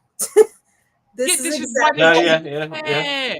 Exactly. You know what? I'm gonna play devil's advocate here and say, how do we know that he just didn't fall asleep and then she and then he Under the farted bed. in his sleep and that's the smell, and then all of a sudden then when she looked under the bed it startled him, and then she got startled, and then they both screamed and they ran out, and then he ran out, and then it's and then the Scooby-Doo music plays, Scooby-Dooby-Doo. And then she pulled off the mask, and it was just her all along. It was her all along. And hysterical bloody women. It was the void. I've had these experiences. Like I told you the story, like when I dropped this lady to near Eastbourne, she thought I fucking kidnapped her when I was in my cab. You know how horrible of a feeling that is. Yeah, for me, thinking that a woman thought I kidnapped her because I ended up having to go off the motorway and drive on the country road because the motorway was closed, and she started freaking out in the back of my car when she woke up. But it was like 2 in the morning when I was doing this drive. Yeah, and I'm freaking out because I'm thinking, shit, my fucking brown ass is going to jail. You know what I mean? And so because I've got this old white woman fucking screaming in my fucking car, thinking that I've kidnapped her and shit. It's a horrible fucking feeling. I don't want to go through those moments again. So when I see men actually really pushing it on women, when you see these videos and the women are filming these guys just sexually harassing them or harassing them at least, it's it makes me so fucking mad. Like, can't you see you're like genuinely making her upset, and you're not. This ain't a fucking Hollywood movie. You ain't gonna win her over with your charm. Move the fuck on.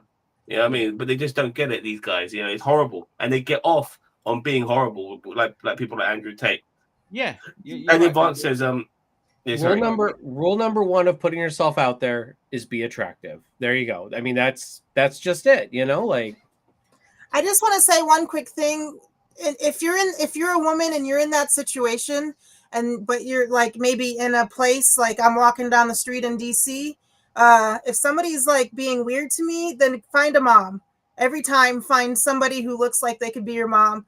Give them a hug, because I had to do that recently, and say, "Hi, Mom, thank you." She was this older white woman. I have no idea. But I hugged her and then told her what was happening, and she was like, "Oh yeah, we're gonna go out for lunch. Let's go this way." And that guy went away. So find a mom. That's the best advice I can give you. Really crazy clip of this woman. She's at a train station, and this guy went up to her by going over he was on the opposite platform, and he went over the fucking train tracks to go up to her and thought that would be like a romantic gesture, even though it was a fucking stranger. And she filmed it all, like, what the fuck? And the guy tried to make a big deal about what he did just to speak to her and shit like that. Yeah, Terrible.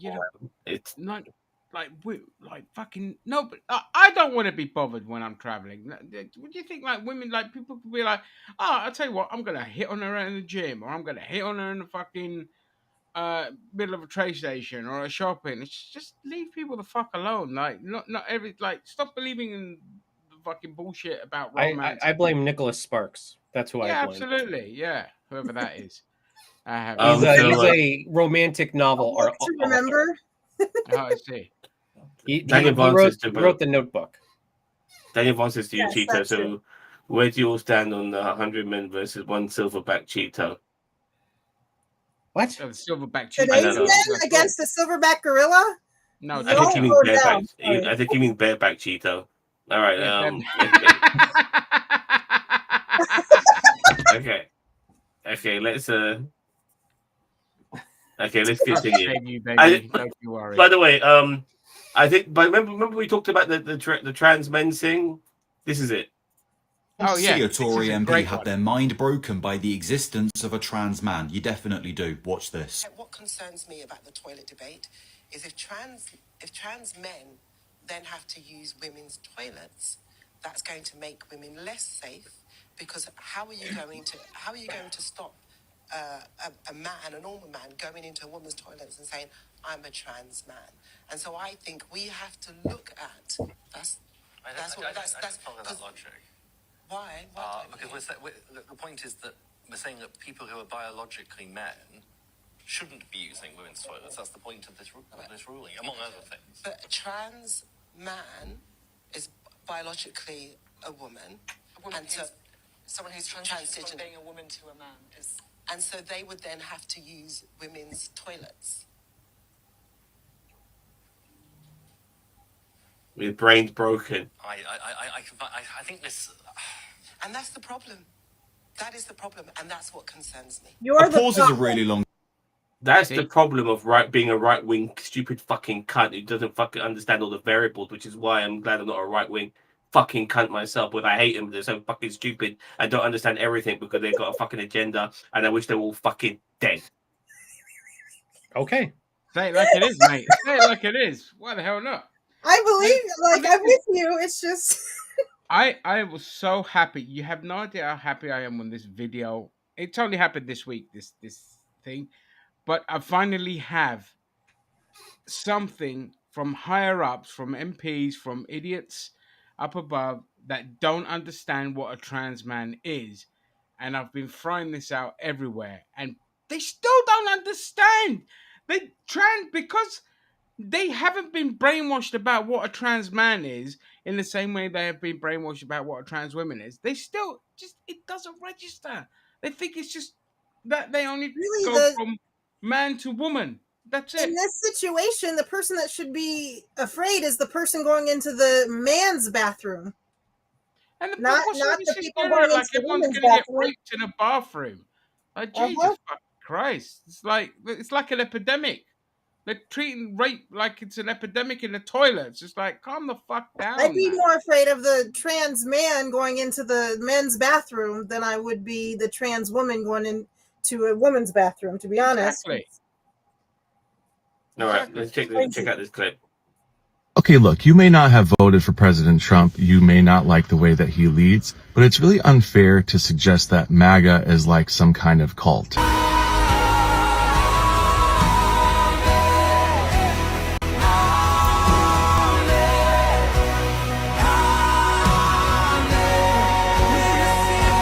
Okay, maybe they're a little bit cult-like, but it's not like they, worship Donald Trump. Okay, maybe they worship Donald Trump, but hey, at least the economy is... Okay, look, you may not have voted for President Trump, you may not like the way that he leads. Okay, I'm glad by the way, here's Randy Orton finding out how much people are spending at WrestleMania. Now, it's no secret that ticket prices have surged significantly since TKO took over WWE. Now, Orton has called out the company for this revenue-focused action. In the viral clip, Orton is stunned when a fan reveals how much they really paid for their WrestleMania ticket. Orton even goes as far as saying that it's embarrassing. Lower bowl, C135 for both nights. How far back from the front row? Not on floor at all. 4 seats for like what, 30,000? Yeah. Really? This is our first Mania. I'm like, you know what? Go big or go home. I know. This is a truly horrible look for WWE and TKO, and if a multimillionaire is calling them out on their pricing model, then there's clearly an issue. WWE's horrendous PR week is continuing as within the past 24 hours, The Rock delivered a total train crash of an interview with Pat McAfee, and now Orton is calling them out for their ticket prices. Something really needs to... Yeah, as much as Triple H, the issues with Triple H, him regarding ticket prices is not one of them. Okay, here we go. I would say Triple H has nothing to do with ticket prices.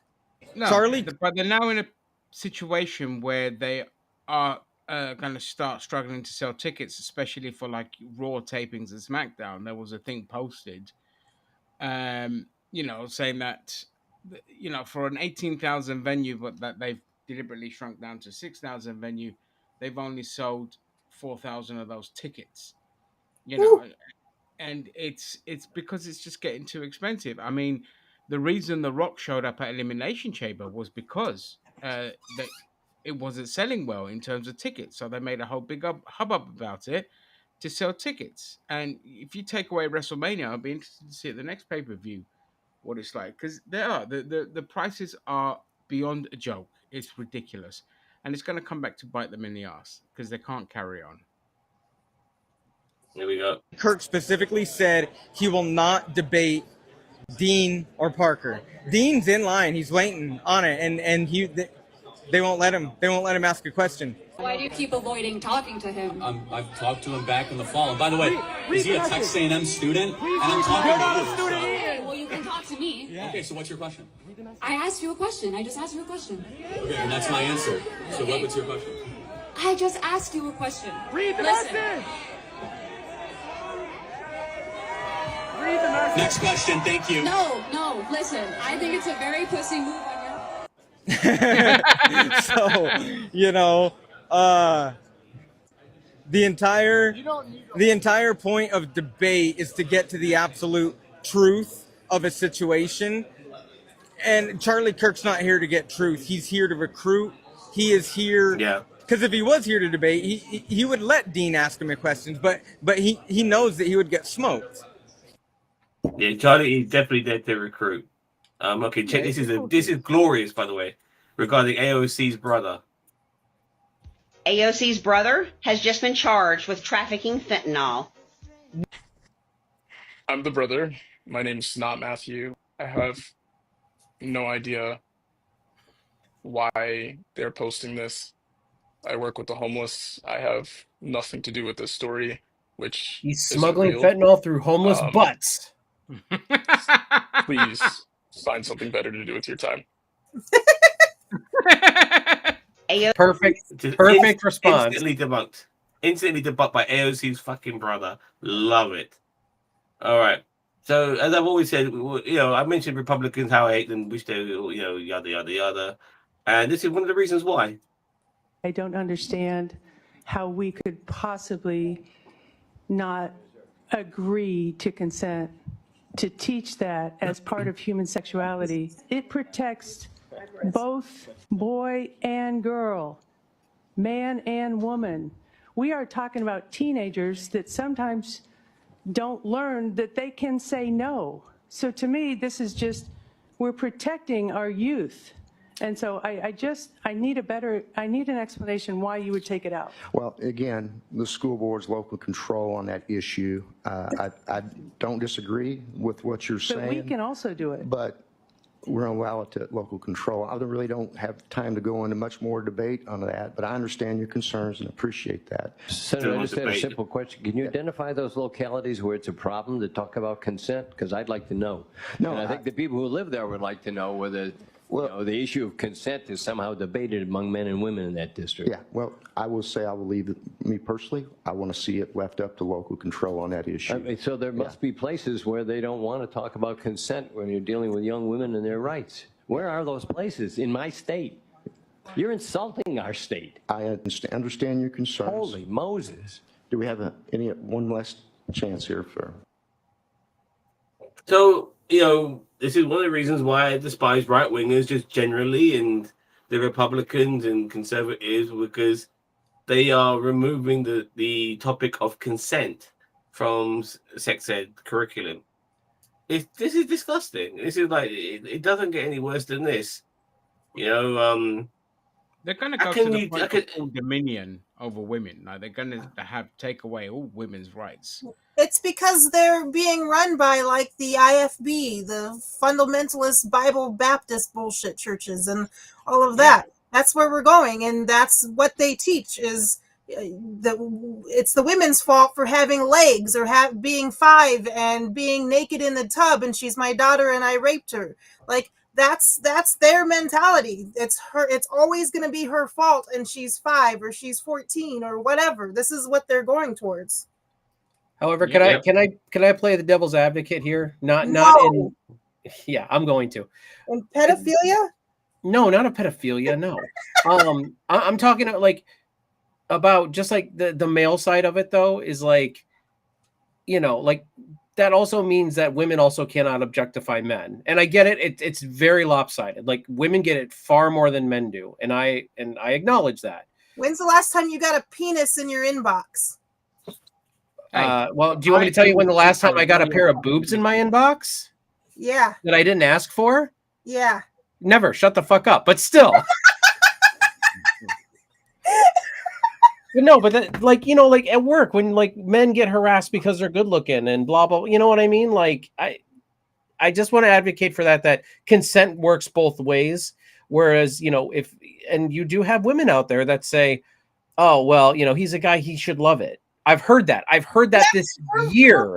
In that video was that consent is being taken out across the board. I know, and that's why I'm saying I'm advocating for men also, that this not advocating for consent should be taken out. I'm advocating for the men on that side of the consent argument. You know what I mean? No one disagreeing with that, Cheeto. I mean, yeah, I get it. Men don't want to be harassed either. I get it. No one's disagreeing with that. Yeah, but Ginger. Women will always have put her ass in me. Women. Shut up. Women have Put out. Never do that. But women are like worried about danger and shit like that. That comes with it as well. When it comes to being a woman, you're less likely as a man to get murdered for saying no. That's the. And again, I know it's lopsided. I am not discounting that. I know that women deal with more and more dangerous, but I'm just saying the side of consent is just because they're a guy does not mean they want to be like, flirted with, objected with, or objective of, whatever. Anyway, look, have you ever heard the story of the crazy ex-girlfriend? Because there's a lot of those stories. Okay, great. Now, have you ever heard the story of the crazy ex-boyfriend? Because there's not as many, because the crazy ex-boyfriend tends to kill the ex-girlfriend, and that's the difference. I hear I hear more crazy ex-boyfriend stories than crazy ex-girlfriend stories. Yeah, well, more recently, but again with the patriarchal voices, it's always like, oh, the women are the crazy ones and all this kind of shit. But yeah, in more recent times, you hear more the stories of the crazy boyfriend and just fucking outright murders. Yeah, because they think they're owed something. As I said, times, and the police have done fuck all about it. Yep. Yeah. Asking Maggie about God. Here we go. Religious. I've got to be honest with you. How much do I need to get into God to be American? It's really an invitation to come into God. I'm a born-again Christian now. Are you? Yes, I've seen the light. Oh, well, you were a sinner before. That's Steven Spielberg. Can I just do loads of bad stuff and then just kind of like say sorry and then... So is that like if I was a hooker, I can just go out tonight and do my job, ask for repentance and go back out tomorrow night as a hooker? essentially, yeah. He's not a fool. God is not a fool. Most people think coming into God is like going to heaven. Okay, I want to come into God. Let's go. Yeah. Britons aren't very religious. I just thought that was pretty funny. Just a few more, but I want to end on some Mormons eventually. But let's check this. Well, are you an AI? Nah. Are you sure? Okay, so prove to me you're not an AI. Say some human stuff. Yeah. I voted for Trump. Okay then. I think that was an AI. I'm gonna say it was, yeah. Are you an AI? Glorious. Okay, here's the proof regarding Nigel Farage wanting to privatize the NHS. I think we're going to have to think about healthcare very, very differently. And I think we're going to have to move to an insurance-based system of healthcare. Frankly, I would feel him touching his nose more comfortable that my money would return value if I was able to do that through the marketplace of an insurance company than just us trustingly giving 100 billion a year to central government and expecting them to organise the healthcare service from cradle to grave. You fucking cunt. Healthcare insurance company could deny you. They can deny you. I'll send it to you right now. Yeah. Well, listen. Look, before we move on to the next one on regard to this, We've been killing our CEOs of healthcare. Do you because they're not doing shit? But look, here in the UK, we do have private healthcare as well. You can get insurance and all of that.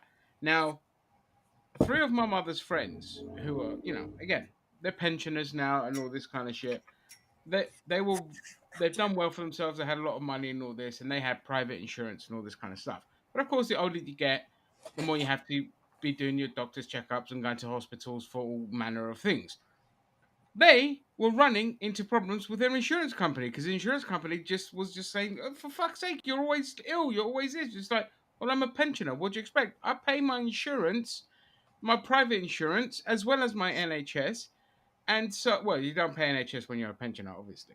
But that's your job. And they're like, no, we're not going to pay for it. So they're like, oh, well, this is too much of a headache. So they scrapped their private insurance. So bear in mind, even now, when we have an NHS, our private insurance companies are still a pain in the ass to deal with. my friend's dad, he's also had issues with Bupa and all this kind of shit. So this moron, and I keep trying to explain it to people who think, no, we should have insurance based. I don't give my money to the NHS. I'm like, you're a fucking idiot. But they've scrapped their private insurance. They've gone back to the NHS because they're like, it's less of a headache. Mhm. Because with the NHS, it's like, go to my doctor. This is the issue, and they're like, okay, here's your appointment. Go to your appointment. You don't have the middleman or the insurance company deciding where or what they're gonna fucking pay for. So yeah, we're lucky that they have the options to just fall back on the NHS, and this country just So sleepwalking right into before get like Luigi boom. killed that CEO, all of Americans health insurance companies, they're starting to do this thing where, or they were presenting the idea of doing this thing where they charge extra for anesthesia. So if you Yeah. had to have a surgery for Yeah, anything, can you they imagine that? said, you're gonna have to pay extra for the anesthesia. And all Home of a of the sudden, brave. Luigi shot that CEO. They all of a sudden, oh no, we never said that. We never said that, even though we have the proof. But like this is that's where we're going. If that, I mean, ridiculous. you guys have, it might not be the greatest, but it's way better than that. Yeah. Would you rather not? Okay, Mormons. Let's laugh at some Mormons. I got a few Mormon clips for you. Not wear your garments or commit arson? Arson for sure. What's your Sunday confession? I have definitely participated in NICMOs. What is your time frame to get married? I'm already married. Is soaking a myth? Soaking is happening. Would you rather not wear your garments or commit arson? Commit arson. Would you rather have a sip of alcohol or unalive a puppy? Unalive a puppy. What do you think about Levi Levin? The same as surfing. Would you rather not wear your garments or commit arson? You can repent for arson, but bad things happen when you don't wear your garments. What's your favorite loophole? Coffee ice cream. Is soaking a myth? Personally, I've never done it, but I've heard it's a thing in Provo. What's your Sunday confession? That I drink Red Bull because it tastes good. Oh. Book of Mormon or Black History Month? I gotta say Book of Mormon because there's a video out there of Morgan Freeman saying they should get rid of Black History Month. What's the craziest thing that's happened to you at UVU? I've been here for like 2 days, but somebody stopped me in the hall and said that I was the prettiest girl they've ever seen. I have to admit that there's quite a lot of Mormon girls who are fucking hot. There's a few more Mormon clips like that, but I want to leave that for now. This is what I want to do. Just 2 more clips and then we're done. Yeah, let's do 3 more clips and we're done. Check out this one, RFK Jr. No. God. Kids who will never pay taxes. Fucking crackhead. Pre-K pause, autistic teacher here that's married with a can master's vote degree in so clinical far. social work, and I definitely didn't ruin my family's lives. What an incredibly problematic thing you just shit out of your mouth. First of all, I would think that someone in your position would know that autism is not a disease. It's a neurodevelopmental condition that falls under a spectrum and presents differently in everyone that has it. What you just said further harms, stereotypes, and stigmatizes people with autism. Many people with autism will date, have jobs, and oh my god, of course, pay taxes. And those of us who cannot are not less than. We just need more support than others. But what I really have an issue with is you said that people who are autistic ruin families. Autism does not ruin families, but do you know what does? Cutting off a whale's head using a chainsaw in front of your children and then taking that whale head, putting it on top of your goddamn car, and then driving it for 5 hours while the juices leak on your children inside. That shit right there, that'll ruin a family. Or no, cheating on your wife so often and gaslighting her so much that sends her into a mental health crisis. You know what else will ruin a family? Assaulting your child's 23-year-old babysitter. That'll fucking ruin a family. Yeah, autism can be stressful. Many conditions out there are. People who are autistic are not diseased. We are not less than. And while some of us might need more support than others, we are not a fucking burden. You shouldn't need a pre-K teacher to tell you that. And this guy's the health secretary, for fuck's sake. Yep. Milk. Autism. He cuts like funding to like the University of Michigan was doing research on childhood diabetes, and it was type 1 diabetes. And he cut that, and he was like, huh, we cut that? I didn't know we cut that. Maybe we should not have cut that. But like, it's too late because of the way the thing is structured. So, you know. These people are just, they don't understand. They should never be allowed to govern at all. They're just idiots. But I'll say this. Autism is a disease, and I'm the cure. No, Get the fuck away from me, Ginger. The newly appointed. All right, this one, by the way, yeah, like, you know, everything Trump does is a con. Check this out. head of the White House Faith Office, put out this video for Easter. You can receive these 7 supernatural blessings. God will assign an angel to you. He'll be an enemy to your enemies. He'll take sickness away from you. He will give you long life. You're not doing this to get something, but you're doing it in honor to God, realizing what you can receive. For your special Passover offering of $1,000 or more as the Holy Spirit leads, you will also receive the beautiful 10-inch Waterford Crystal Cross. Trump just turned the White House into a 90s infomercial, huh? Trump's Listen, I cabinet know is where they're sticking basically that just the 10-inch righteous crystal gemstones. cross. Paula White, head of our nation's QVC department, is offering a pretty sweet deal here, to be fair. For only $1,000, you get your own government-appointed angel, and they'll turn God into a weapon of mass destruction against your enemies, and perfect health. Seems like a pretty sweet deal, Paula. What are we doing? This Kenneth Copeland coded ass video. This is a senior advisor. What the f is the White House Faith Office? Elon! Elon! Come over here. Can you tell me how much we're spending on the White House Faith Department? What happened to separation of church and state? They're just handing out angels? Angels are only $1,000? I mean, this is the guy that was selling Trump-signed Bibles. The grift that keeps on grifting. The newly appointed head.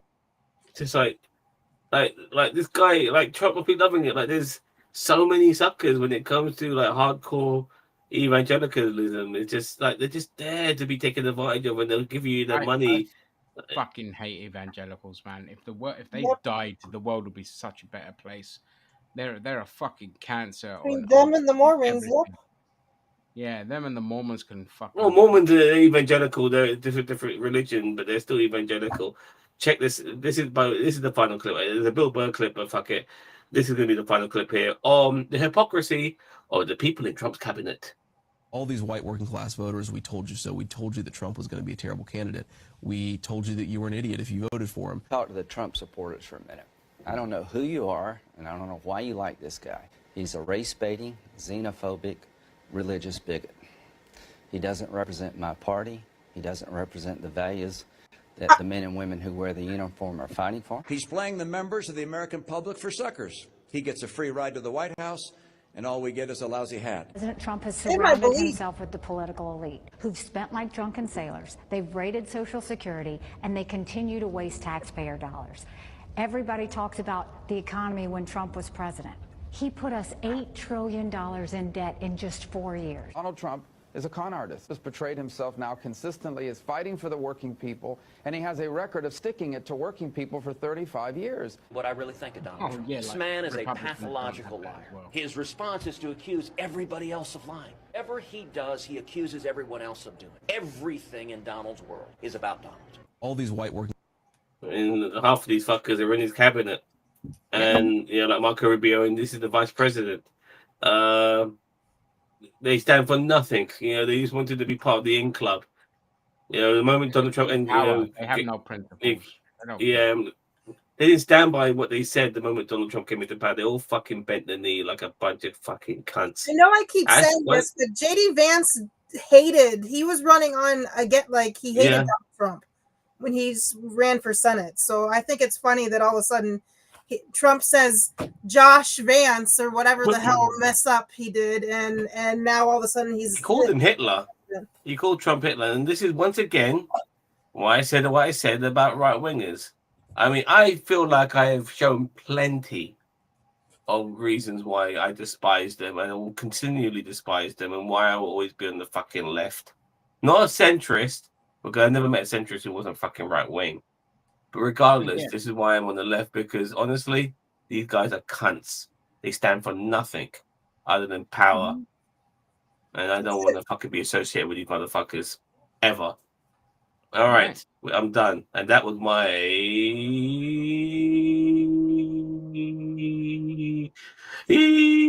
Zam's TikTok treasures.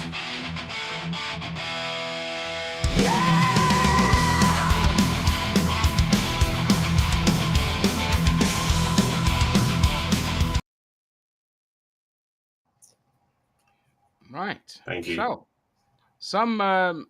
some quick Disney news here. So I don't know if you guys saw with Jeremy Renner. So there was supposed to be a Hawkeye Yep. series 2, but it never came to fruition because they offered him only half the salary that he had for series 1. And obviously Jeremy Renner's like, why? Because I had the accident. Am I half the man to you, and I only Yeah. deserve half the salary? And all this kind of shit. So we could have had Hawkeye series 2, which I don't really care because I hate the first one, except for the musical. That was the best part. But yeah, that's ridiculous. How the hell do you fucking offer him like the cheek of it? Offer him He's a half his fucking salary. original Avenger. Yeah. Like I could see if he was. Well, I could see if he was doing half the work, like if he's only in part of the season. But like they said he was going to be doing the exact same amount of work as season 1, 9 and they're months going to give him worth of half the work. money. I'm like, yeah, I'd say no too. Yeah, I'd say, oh, fuck you. I think I don't. You know, I'm very upset by. I'm very upset by that because I'd always looked at Hawkeye as the guy to take over as the leader of Shield, and the fact that they're doing this with Jeremy Renner is really upsetting. There's only 3 like original members left of the Avengers. The other 3 are either dead or retired. So to treat him like this is a disgrace. Yeah, but again, I mean, that was the Chapek era as well. So he's still open to coming back to do Hawkeye. It's just said that you just got to pay me what you paid me I before, want him in not the. less. So he's I not. want He him in the hasn't. Avengers. Eh? I want him in the fucking Avengers films. Yeah, so it's perfect. Like he'll come back. He's not ruled it out. He even it's said it wasn't Disney. It was the penny pinchers that. penny pinchers. Yeah. Yeah. So he even said I have nothing against Marvel or even Disney. It's just the accountants and the penny pinchers that. Because I saw the interview and I'm like, well, I don't blame him. I'd say no too. Yeah. Like if he had a reduced role, fine, pay him half because obviously you're not in it as much. But like, yeah, if you're going to do the same amount of work, and no, don't take that shit.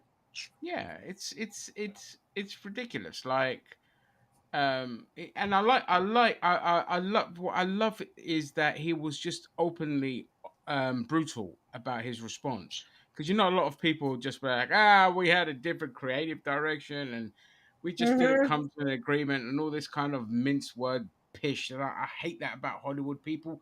People always fucking treading the balls where they should be a lot more honest to say, no, fuck you, pay me, kind of thing. And you get a lot Quoting more out Goodfellas of it. there. Huh?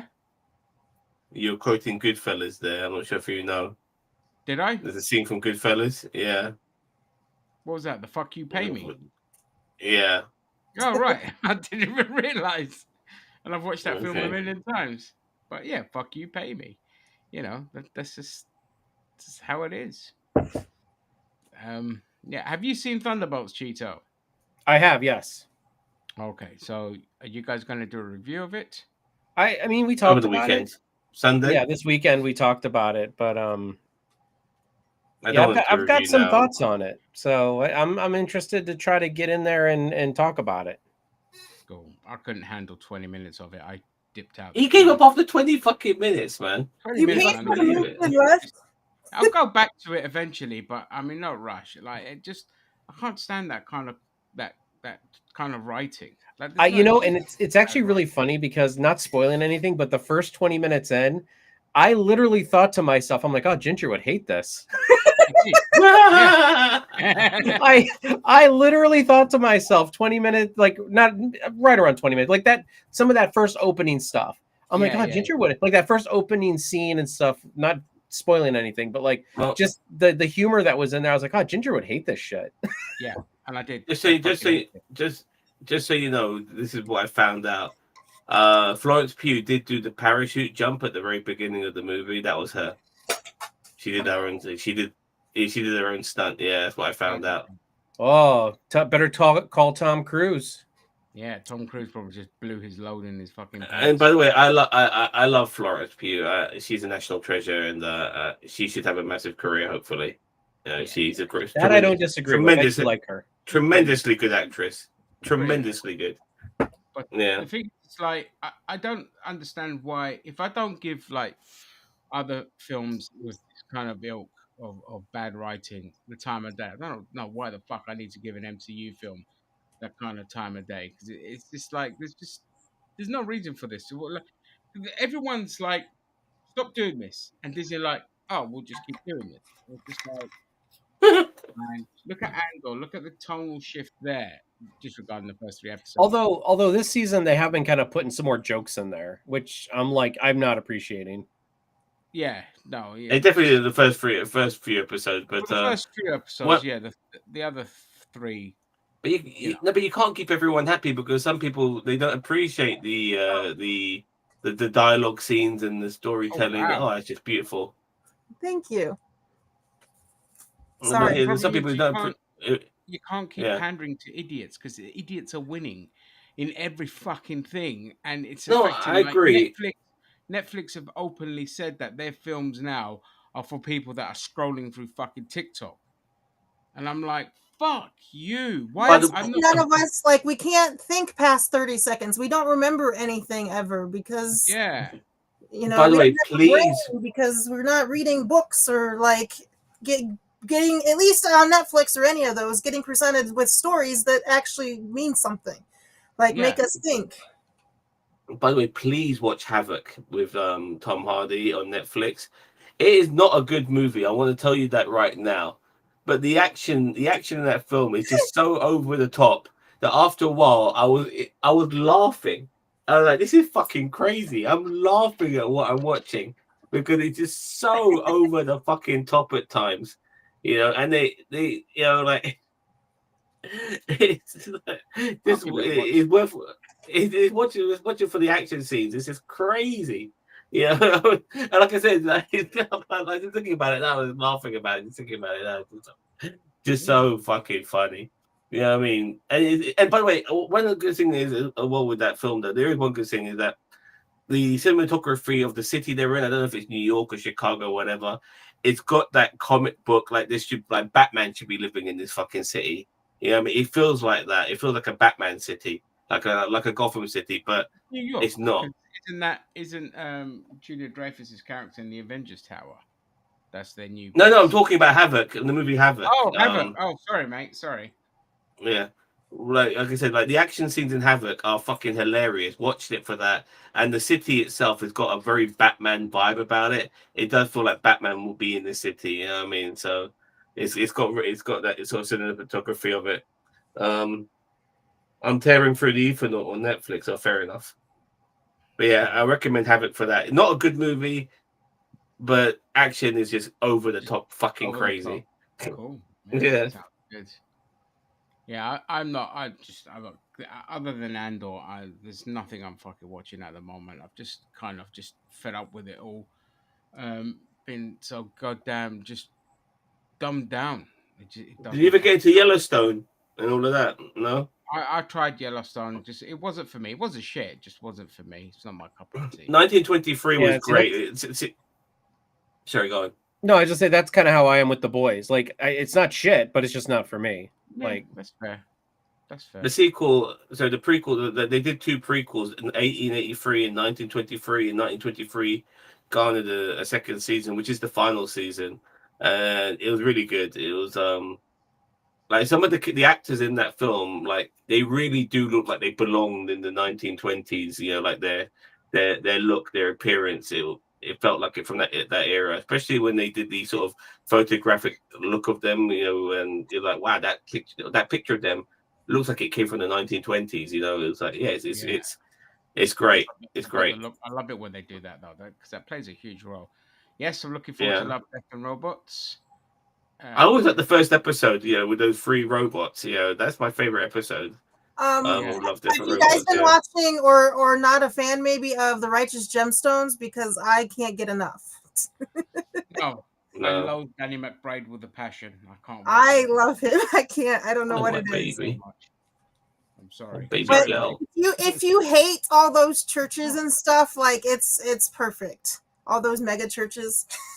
yeah, I know what it's about. Like I'd watch it. Yeah. There's him. Was that a series? Yeah, it's a series. It's on season 4. Yeah. Oh, okay. Yeah, I think I remember it from a while back. I never got into it. John Goodman. Yeah. In it. Yeah. I love John Goodman. He's a very, very good actor. Love it. Yeah. But it's Danny McBride, and there's that other prick from Workaholics that I just fuck it, I can't. Well, Danny McBride, he tried to be a bit serious. I'm not sure if he's playing. He was in was it Alien with Prometheus? Was it Prometheus? The second one, yeah. Maybe. Yeah, it was in the second one. Oh yeah, where he tried to do a more serious role. I'm a big fan of seeing comedic actors do serious roles, and I love He's seeing not a comedic serious actor. doing. He's just not funny at all. Like he's such a fucking Ricky Gervais. All right. Yeah, I get it. I Yeah, but I also still. love Ricky Gervais, so Yeah, I like Ricky Gervais, but Danny McBride tried to be Ricky Gervais and failed miserably. Like it was too try hard. I'm sorry. I guess I Fucking don't see can't. that. But I'm just I love seeing actors do stuff which they're not renowned for. So when Jim Carrey started doing more serious roles, I loved it. those are the only ones that like Jim Carrey in were those serious roles because I hate Jim Carrey funny. Yeah. Well, look at Tom Hanks. Tom Hanks was mostly a comedic actor. Did Philadelphia and never really did comedy again after that. Mhm. Then made for that Road to Perdition where he was a fucking gangster and all of these sort of films. I love it. He's in one of my favorite movies of all time, in Bachelor Party, which I would love for you to see, Cheetah. Don't watch it with I the love family. that film. Bachelor Party? Yeah, Yeah, such man. a great film. It's so 80s. I think It's Yeah, 80s bro, sex watch it, comedy, please. man. It's brilliant. 80s sex comedy, yeah. Like it's great. Yeah. So I mean, I was 3 years old when it came out, so. Huh? I was 3 years old when it came out, so. However, Oh, that means I wasn't born yet. All right. Don't rub it in, child. God, child.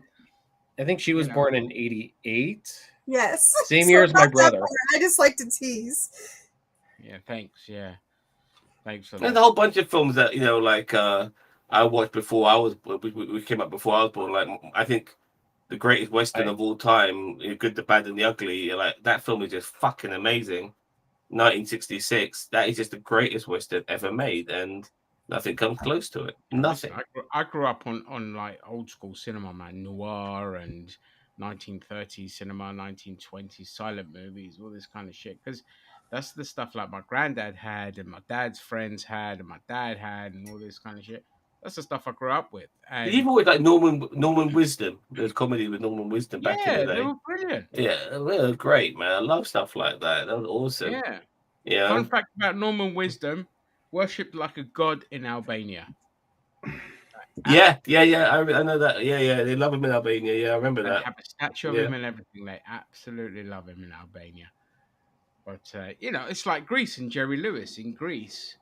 Like my dad was a huge Jerry Lewis fan. Absolutely loved the guy. And you can see because that's where my dad kind of got his humor from. He really influenced from Jerry Lewis. So yeah, it's amazing. Like in what countries, some people that are just like massively popular that you don't realize, and it's always fascinating. I'm so lucky. I like some of the friends I grew up with. Like they introduced me to stuff like Monty Python Flying Circus. Yeah, I'm really happy for certain friends I met in my life who got me into stuff like that because I got to see stuff like The Life of Brian, which is one of the greatest comedies of all time, and Monty Python, The Holy Grail, and The Meaning of Life, and all of that sort of stuff. The funniest film of all time. It's funnier than Life of Brian. Well, they wanted to. They couldn't get real horses. Yeah. They couldn't get real horses, so like the scene with the coconuts is Yeah. what they did on the fly. And it ended up just being part of the gag. You know what I mean? Which is just brilliant. Brilliant, and because it's Monty Yeah. Python, it just fucking works. I love the Holy Grail. Holy Grail is like, And then after that, I got into Terry Gilliam movies like Time Bandits and Brazil and stuff like that. And all of that. So Did you guys watch Blackadder? Love Blackadder. Because that's one of my favorites. Did you watch Red Dwarf, Whitney? Have you watched Red Dwarf? I did not yet. I have it, but I did not watch it. Yeah, you'll you'll love love it. It's a sitcom science fiction, which is a rarity in its own The stuff. first 6 It's seasons, brilliant. anything after that is just garbage. After Yeah. I can't remember if it was Doug Naylor or the other guy that left. One of them left. One of the writers they split, And after that, it just wasn't the same. But the first 6 seasons, just among the best comedy you'll ever see in your life. It was just because they left a brilliant. cliffhanger for I think it was season 7 to season 8. The cliffhanger was like 8, 9, 10 years. Like it took a long time for them to get back onto that cliffhanger ending, which pissed me off because it was like forever. Like, can we resolve this fucking ending? And finally, they did, and it wasn't the same. I think they left too much of a gap between seasons, to resolve that ending. But yeah, It's the one where they fought their future selves. Mhm. Yeah, that one. Yeah. Yeah. Do you want to know something funny about the Monty Python thing you just mentioned? Sorry, I had to run to the Yeah. restroom. So today we did today's like they're doing like activities at our building, like at my work for the Kentucky Derby. So they were like doing like they had like staff members riding around on like the horses with like the stick and like racing, for like the Kentucky Derby. Jockeys. Yeah, jockeys. So I literally told them today, they asked me if I would ride around on a horse, like the horse with the stick. And I said, no, but if you give me a pair of coconuts, I'm in. I literally said that to them today. They didn't get me coconuts, so I didn't do it. But I was like, y'all give me some coconuts. I'm in. I'll do it. Brilliant. Yeah. Hey. Go ahead. No, as a fat guy, I hate riding animals. I rode a camel a long time ago. Yeah. And I'm sorry. no, listen. I rode a camel a long time ago, and I was sitting on the hump of the camel, and I rode it for a couple of hours. When I got off, I couldn't put my legs back together again because they were like walking around like Tom Wayne. Howdy, Pilgrim. And secondly, when I remember like in 2000 and that's what all the women in my life say. 2006, I was in Iceland riding the horses, and they got they're not ponies, but they're these little horses, and you're riding the horses, and you're galloping away, and your flabber's going here, and it's fucking going here, and fucking going just here. picture now, just tag on a little pony. No, but your fucking mass, it's just going all over the fucking place. You know what I mean? It's like hitting you in the face and shit like that. It's like, stop! I want this torture to fucking stop. But you got a fucking soldier on. You know what I mean? You don't want to look like a pussy. You know what I mean? And yeah, I'm never riding a fucking animal ever again. Fuck that shit. You're just gonna ride women like an animal. Do you guys want some breaking news on the WWE front? Yeah, go for it. They just released 1, 2, 3, 4, 5, 6, 7, 8, 9, 10 people. Wrestlers or backstage staff? Because go give us the name. No. It's superstars. They just released superstars. Oh, you got the list? I got the list right here. Braun Strowman, Dakota Kai, Cora Jade, Shania Baszler. I don't know who that is. Eddie Thorpe. Shania Baszler. Oh, okay. Shit. Yeah. Hey, Jose. Oh, hey, Jose. Hello, Jose. Katana Chance and I'll send you a link. Katana Chase and Caden Carter, Gigi Dolan, Riley Osborne, and Jakara Jackson. Braun Strowman again. Oh, that's a lot of women they've just released as well. Yep. Really I was about to say that's 1, 2, 3, 4, 5, at least 6 women that I can tell. I don't know if because Braun Strowman, I still can't go with that one. That dude. Okay, so here's my thing with Braun is like he hasn't done anything. Like, yeah, he was in a feud with like for the U.S. title, but like it all boiled down to LA Knight and Jacob. It was almost like Braun was there to elevate Jacob. It's almost like this generation's version of Big Show. Obviously not a bigger Big Show, but the problem with Braun as well is that he's just too likable to be a heel. You know, like you can't. It's very hard to heel him up. And yeah, he once he got smashed up by Jacob Fatu, there was like no coming back from that as well. Yeah, I mean the whole thing was basically Braun Strowman.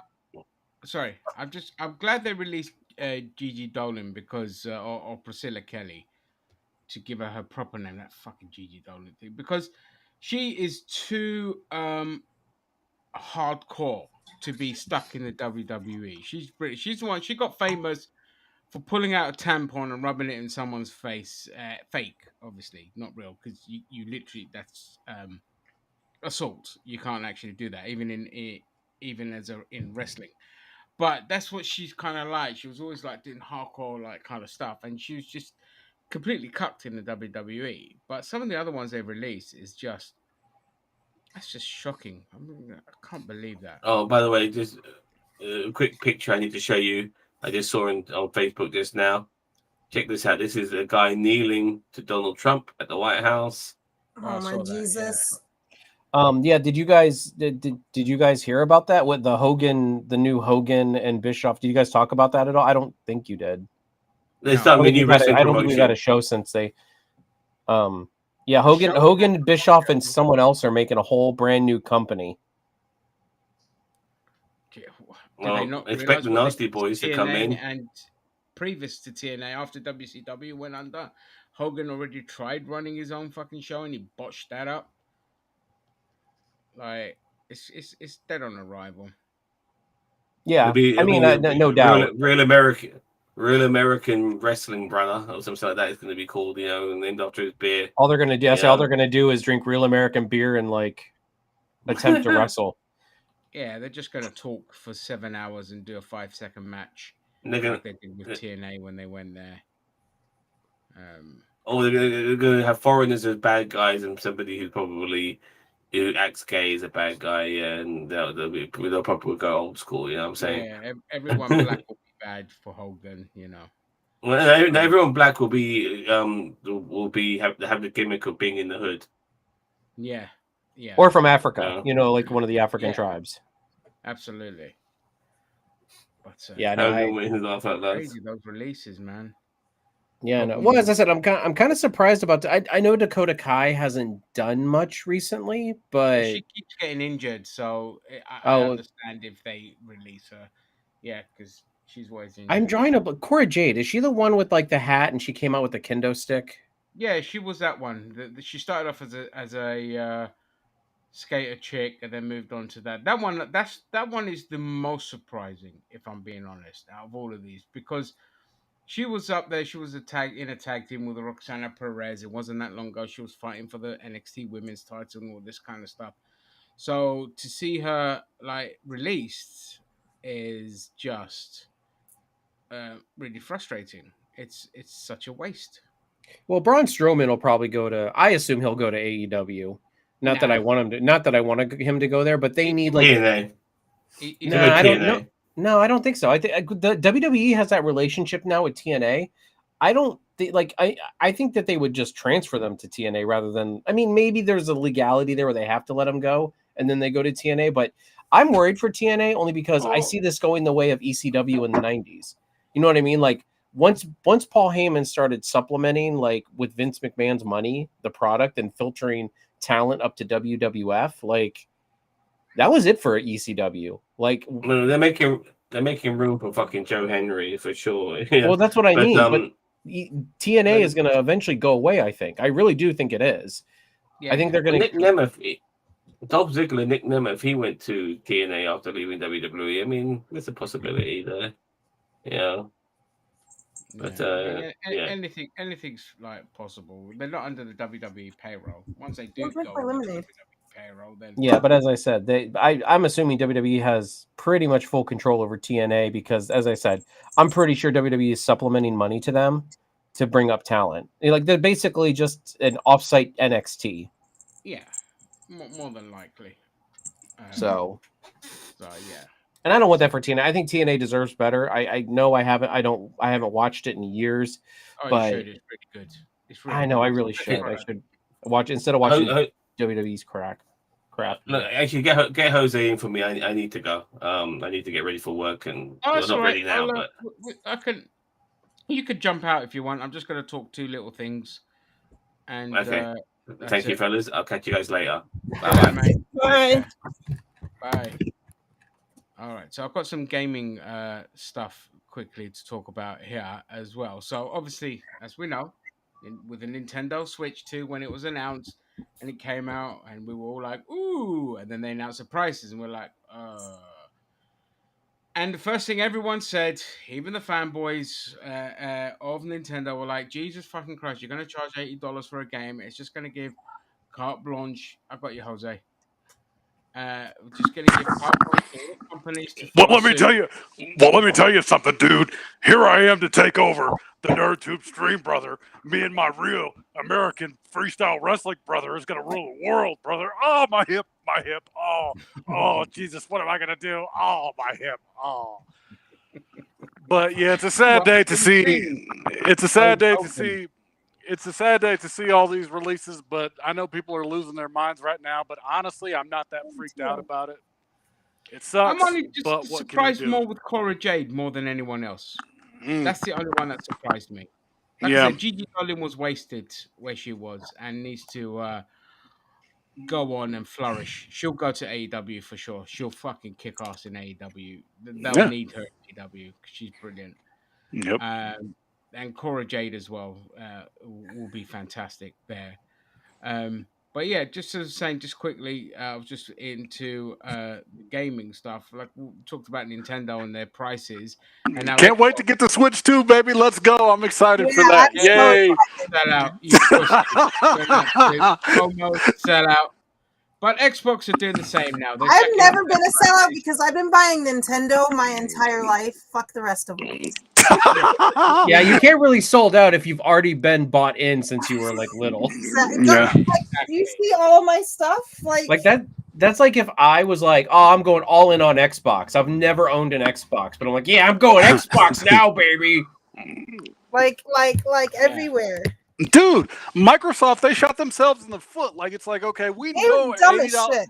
We know that $80 releases was going to be a thing eventually, but I was thinking like 2 years from now, 2-3 years from now. Nah, corporations aren't But, going to waste yeah. time. They're going to be like, No, it oh. definitely is this gen of consoles. So like when Yeah. PlayStation 6 comes out and whatever the hell the next Xbox is, Yeah, I don't yeah. actually know, but- If there's going to be an Xbox, that's if They- there's going to yeah, be one. they don't actually give a shit about having their own console. Clearly, Yeah, they Yeah, don't. and if you jack up the prices of your current console by $100, you're like, what are you doing?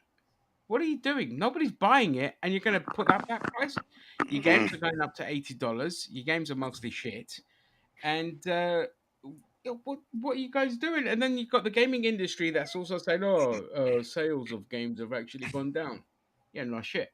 That's a $70 game, let alone an $80 game, and you're still going to keep putting your prices up. Like, Hey, bloody hell. stop eating my cheese. They just Nintendo, of all the companies that's not going to care about this, Nintendo will be that company. They're going to be like, we don't care because we know that we can't keep the Switch 2 off the shelves, so you can eat me. And that's All pretty much what pre-orders are Nintendo's already going to be sold doing. out. On top Yep. of it, they're kind of like Disney in the way that they don't actually need to make another game again. They just need to sell this bullshit, and they'll make Yep. their money just fine. Yep. Yeah. Yeah. I mean, All they have to do is re-release Nintendo the know same they can damn get thing. away with it. That's it. Nintendo know they can get away with it, and that's what they're going to do. And everyone else is going to follow suit because they think that they have the same kind of clout And as I Nintendo. honestly, like I said earlier in the group chat, I think that's why Grand Theft Auto got pushed back. Yep. Because they're still worried about pricing, and they're like, I don't know what to do. We're gonna let Nintendo fail through this, and then we're gonna change the price. I have to disagree there for two reasons. Number one, Rockstar always push their games back. Always. Yep. Yeah, I but said they've it already before. pushed this like 3 times. It's going to get Huh? pushed 2 more times, I guarantee it. 2 more times.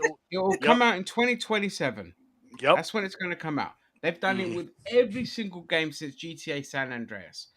Every Can single you game they've stop done. They've eating all delayed the it 18 months to a year.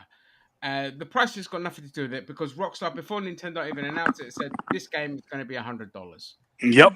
Because we spunked so much money into it. And I wouldn't mind if it wasn't going to be a microtransaction laden pile of shit. You know, I mean, That's not that I true, care. too. Look, I'm not getting it. I don't like Rockstar games. I think their stuff is boring anyway. It's The point is that they were the first ones to kind of test the waters with $80 to $100 games. And Nintendo Yeah. like, yeah, fuck it, we'll do it and watch because people are stupid. They'll buy it. No, Yeah, I resemble that remark. but yeah, but it's good. It's not going to come out till at least March 2027 at the earliest. Like that's going to be when Yeah. it comes out. Are we ever gonna get an Elder Scrolls 6? Yeah, for real. It's been like 16 years, and they just updated freaking Skyrim again and gave us Oblivion updated and all this bullshit. Like, I just want Elder Scrolls 6. I don't give a shit about that. I was fine playing Sky Oblivion. Like, what are we doing? Well, now we're at the point of what will come out first: Elder Scrolls 6 or Half-Life 3. Half-Life 3, Half-Life 3 ain't. And where the hell is Half-Life 2 Episode 3? That's when people they don't talk about it, but where the hell is Half-Life 2 Episode 3? We got the first 2 episodes, but we never got the third. Mate, I haven't played Half-Life since it first kind of came out, so I have no in idea ages. But, yeah. It's been ages since even the second one came out. Yeah. Yeah. The second one came out 20 years ago. Exactly. Yep. You know. But yeah, Microsoft, they're shooting themselves in the foot. It's pretty much going to be over for them because didn't they say if we can't get 25 million Game Pass subscribers by 2030, we're going to be out? Because I think they did say that. Well, they hurt themselves when this last whatever their console is right now, Xbox One, Z, Rainbow, whatever the hell bullshit. When they said you can play our exclusives on anything. It's like I'm getting ads on my actual Samsung TV without anything plugged in that says, "Hey, pick a Xbox exclusive game," and I'm like, "What?" Yeah. You don't want to sell consoles anymore? Like, that's what that means to me. But they don't. They don't need to. They haven't made money on the consoles. The consoles have been a complete flop for them, and Xbox don't need to. They have the live service, the streaming Game Pass, the Game Pass model, and they also have games that from not Xbox games, but they also get rid of exclusivity. So it's not just the Game Pass thing. You could buy. Fucking what game was it I saw that was advertised for PlayStation 5? I was like, hang on a Forza. second. Forza. Oh, Forza. Thank you. Yeah, Forza. Yep. I was like, hang on a second. What? It took me a minute to realize, shit, that was a Microsoft game. Forza, Sea of Thieves, whatever that drumbeat thing was, they were all exclusives, and now we're all on PlayStation. When Halo comes out for PlayStation, people are going to have a fucking bitch fit by the time that happens because it's coming too. They're going to be like, we're going to have Halo on PlayStation. And Xbox fanboys are going to be like, what the fuck did you just say? Yeah, it's coming. Get ready. It's definitely coming. Yep. Advance here, and Insider claims that Half-Life 3 is fully playable. Yeah, I saw that. That's what I saw. So what they need to do is, since Microsoft is behind them, they need to put out a really fucking good gaming PC. That's what they need to go towards. Not consoles anymore. I get that, but that's what you should do. Yeah, I mean they're working on a handheld. That's the next rumor that they're doing to handheld. But honestly, Microsoft don't need to do consoles. Just focus on games. Sega done it, and Sega are making more money now than they did when they were in the console war. Yeah. Yeah, they've done tremendously. I mean, that Yakuza series alone, it's like their cash cow. Yeah. Money. And so Xbox could just do that. Even Sony could just do that with their games. Yeah, at this point, graphically, there's no way you can improve. You just can't. It's gone as high as it's going to go in terms of. Yeah, I don't need to see things leaking out of people's pores like this. That's the next step, and I don't need that. If I wanted to do that, I'd go to a bloody Comic-Con convention and see laden fuckwits.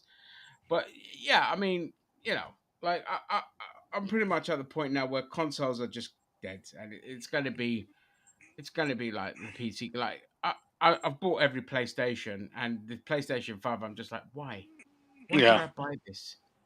It's just garbage. And you talk about PS6s and all this kind of shit. I'm like, no, I've got this little bad boy, and I get immense amount of joy from this little old retro thingy. We have a couple of those too, and we've been playing more on those than anything else. You're right. Yeah. I've been using my Mac, and I'm not going to lie. I think the emulation scene is about to rise the hell up.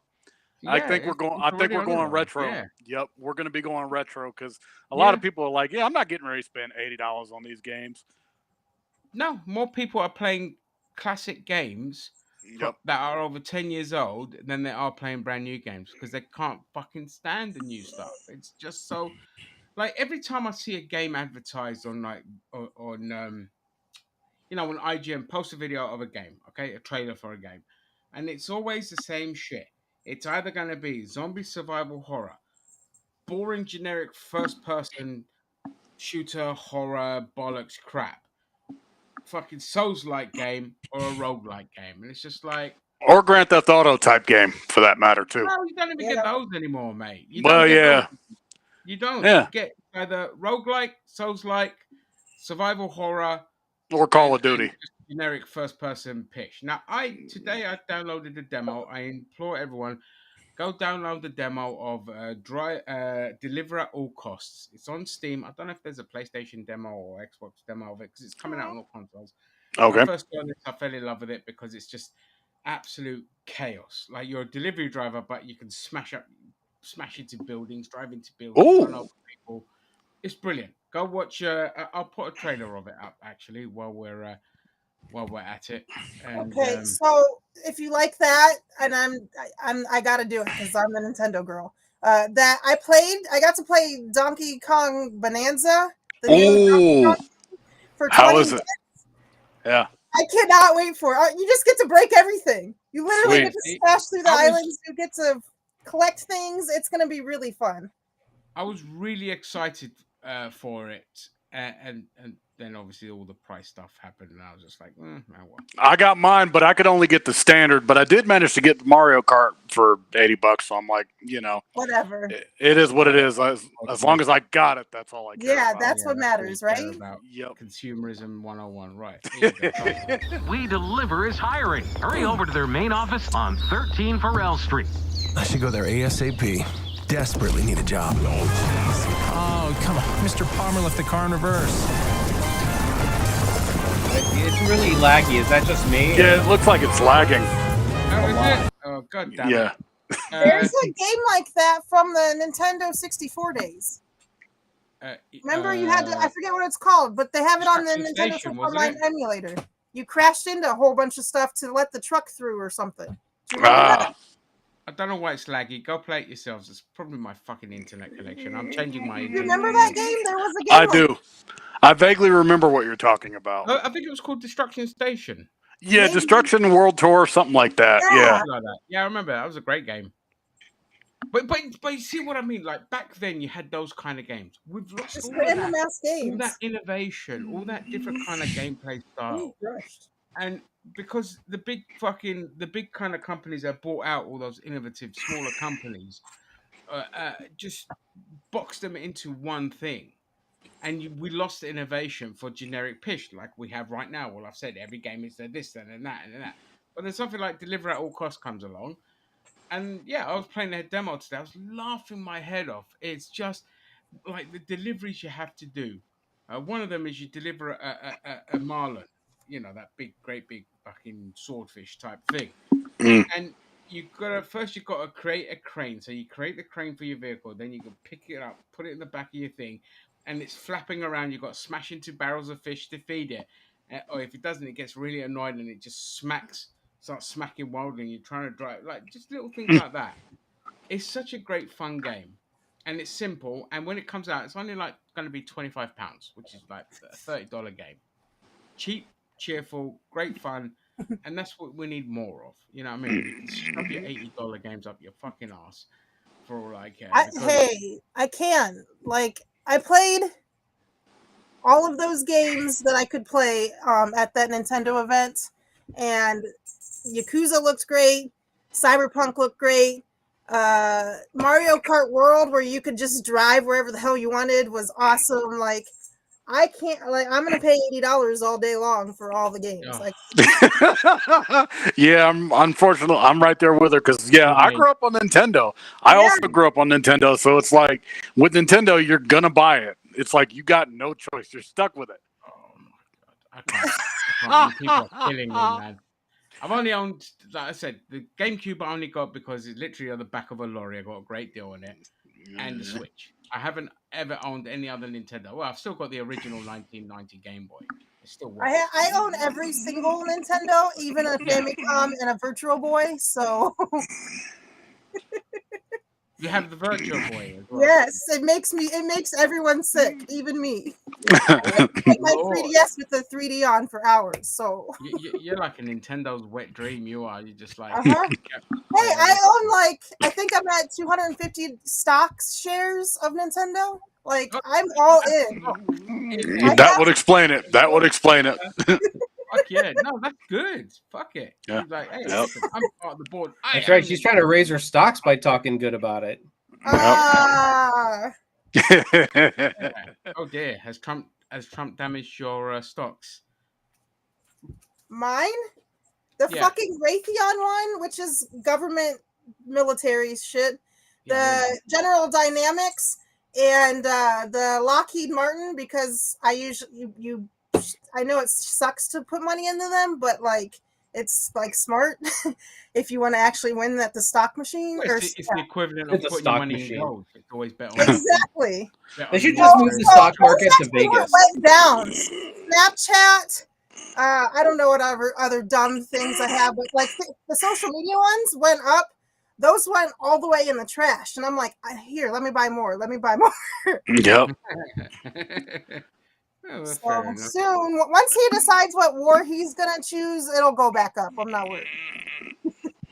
Yeah. Oh, he'll be fighting with TikTok or whoever tomorrow because you know how it is. It's always something. God damn, man. That's like a 21-year-old game. Wow, Katamari, dude, that is old. Yeah. That's old. But they're the best. I love Katamari Damacy. Is that what you're talking about? Yeah, Yep. that was the best era. I all my games that I Like played. that's to a this dumbass day game, are but I've from- played it even recently for hours. I played all the time. Yeah, because just that's always that's it. That's the era I love. From 2005 down to like the mid 90s was just the best fucking era. I would say 1990 to about 2008 was the glory days of gaming. That's what I would say. That was Yeah. That was, Man, I still miss my DS. Like I carried that shit everywhere. Yep. It's a shame they stopped making games for the bloody DS. I was a Game Boy Advance SP guy. I loved my I had SP. that too. Yeah, I love the SP. It was I consider that the greatest Nintendo because I'm disabled. I've got cerebral palsy, so I'm like, okay, this is perfect for me. It's A and B, and then L and R at the top, and I would just play Donkey Kong for hours on that thing, and I'm like, I'm gonna beat this damn game, and it was so fun playing Donkey Kong on SP. I'm all down for the original tan block Game Boy, baby. That gray block. Oh yeah. Oh, yeah. I have one that boy. Still works. My brother stole he didn't steal mine, but like he inherited it. You know what I mean? Like with the game, I got the Game Boy Advance as well. I got that really fucking cheap in Greece. And like it was literally half the price. I think the idiots didn't know what he was doing with the pricing. Because I saw it, I was like, wait a minute, 80 euros? I was like, yeah, I'll buy it. I'll take that. Yeah. Yeah. Bought that. A couple of games for it. It was brilliant. Yeah. Yeah. But now, now we're in a situation. But now the Switch 2 is going to end up selling it easily. Like they're going to sell 5 million units at launch, easy. Yes. Yeah, and then what's going to be telling is the next 3 to 5 years. Because people are like, oh, I hope it goes the way of the Wii U. It won't. I hate to tell you. That ain't going to happen. No. They're going to be, like, after the success of the Switch and the games they release from that, it's just not. It's just, like, Nintendo they know their audience. They're just going to fucking make crazy bank. What they might lose, though, is they might lose the family kind of market. Yep. It's different between individual consumers, but when Nintendo kicked ass... But they're not getting rid of those games. You know. It's not about getting rid of those games. It's the affordability. It's the marketing that they're going to do because they're going to market to the teenagers. That's who I think they're going. No, for it's now. not. It's not to do with the marketing. It's just to say It just means they're going to price them out. They're going to price them out, and a family's got 1,000,001 things to pay for. They're not going to be sitting there going, "Yes, son, you can have that $80 game for us to all play together." It's just. That's the market they'll alienate. Then no kids are gonna be able to buy games because teenagers are not gonna be able to afford Grand Theft Auto whenever the fuck it comes. Yeah. You know. Yeah. Exactly. Or Yeah. how much is Borderlands 4 going to be? Like, Oh, I guarantee you the Ultimate's going to be at least 130. At least 130. Yeah. like I'm really I'm going to buy, like, we're going to be so broke for the next 6 months, just so you guys know. I can't eat anything but peanut butter and jelly, but I'm going to have games. Yeah. It's good to know you got where your priorities lie. You know what I mean? Baby, I'm sorry. Little Timmy ain't going to college. I need that Donkey Kong. And you know the funny thing is like I was so grateful this week because work finally guaranteed me like I've got an extra day now at work, and that's at least for the next 3 years. So Yay. financially, that just puts me in a much better spot. Still Yep. not great, but 10 times more. I won't be finishing the last week of every month with no money in my account, Yep. which is nice. But for me, my first port of call is not to say I'm going to buy this, this, and this. My first port of call is I'm going to fucking put that money aside for a rainy day. I'm going to have one holiday to Greece, and I'm going to stick that money to one side, and then one day I'm going to buy the great big fucking Super 7 Thunder tank that's $500. And that's what my. No, I'm just kidding. I'm not going to do that. But no, you know, I just got my money put to one side. Whereas you lot be like, I could buy more Nintendo games. You will get a Switch 2 at some point, you bastard. Yeah, And but you will also like it. a trip to the other side of the pond is like at least $1,000 just for the plane ticket. So it's still way cheaper for us to buy a Nintendo Switch and all the games. Yep. Yeah, of course. Yeah, absolutely. Yeah. And I can travel to everywhere now Yeah. with my you Nintendo just, Switch. Put the thing there and just use Google Maps on your Switch. Look at me. I'm in Tanzania, baby. But yeah, no, my first protocol is a fucking holiday. But in terms of gaming, like I said, like I just don't get enthralled by new games, so it's an easy skip for me. I'm just like, well, somebody will make a Switch 2 emulator before it gets taken down, like they did with Zoom. It'll last at least 3 days, and then Nintendo's going to be like, hey, stop that shit. Yeah, but right in that now. 3 days, I would have downloaded a fuck ton of games, and I would have that on my system, like I did with Zoom, and yeah, just play a bunch. Okay, of, but here's the question, because we're going to play Mario Kart. Who you manning? I'm going Cal. I don't give a fuck. Cal will rule the world in Mario Kart world. I don't know. Yeah, you can drive and be a cow. Yep, I you am can be the either cow. gonna be. I'm usually Yoshi, but like now there's a bag that you drive into. It's a little like gift bag, and it changes their outfits. And Yep. like Wario's got his bomber like cut off denim jacket on, and I'm like, because y'all know Wario is my man. About the car. It's more about the car, but people are already talking about like which character they're going to main when Mario Kart World comes out. Oh, I see. But also, like Pauline was super cute in her dress on the. I always choose a bike. Yeah. Some sort of mini bike, and Pauline in her ball gown is cute on that mini bike. I don't know, so it's gonna be really hard. And for me, it's going to be when Smash comes out. When they have the next Smash, I'm all over it when that comes out. Yep. But that probably won't be for maybe 2 years. No, they'll have everybody come back, and then it's going to be like an expansion pass.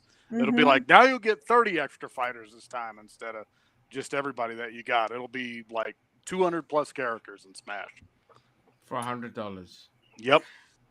And on that note, ladies and gentlemen, we are at the 3-hour mark. I think we can end the stream there.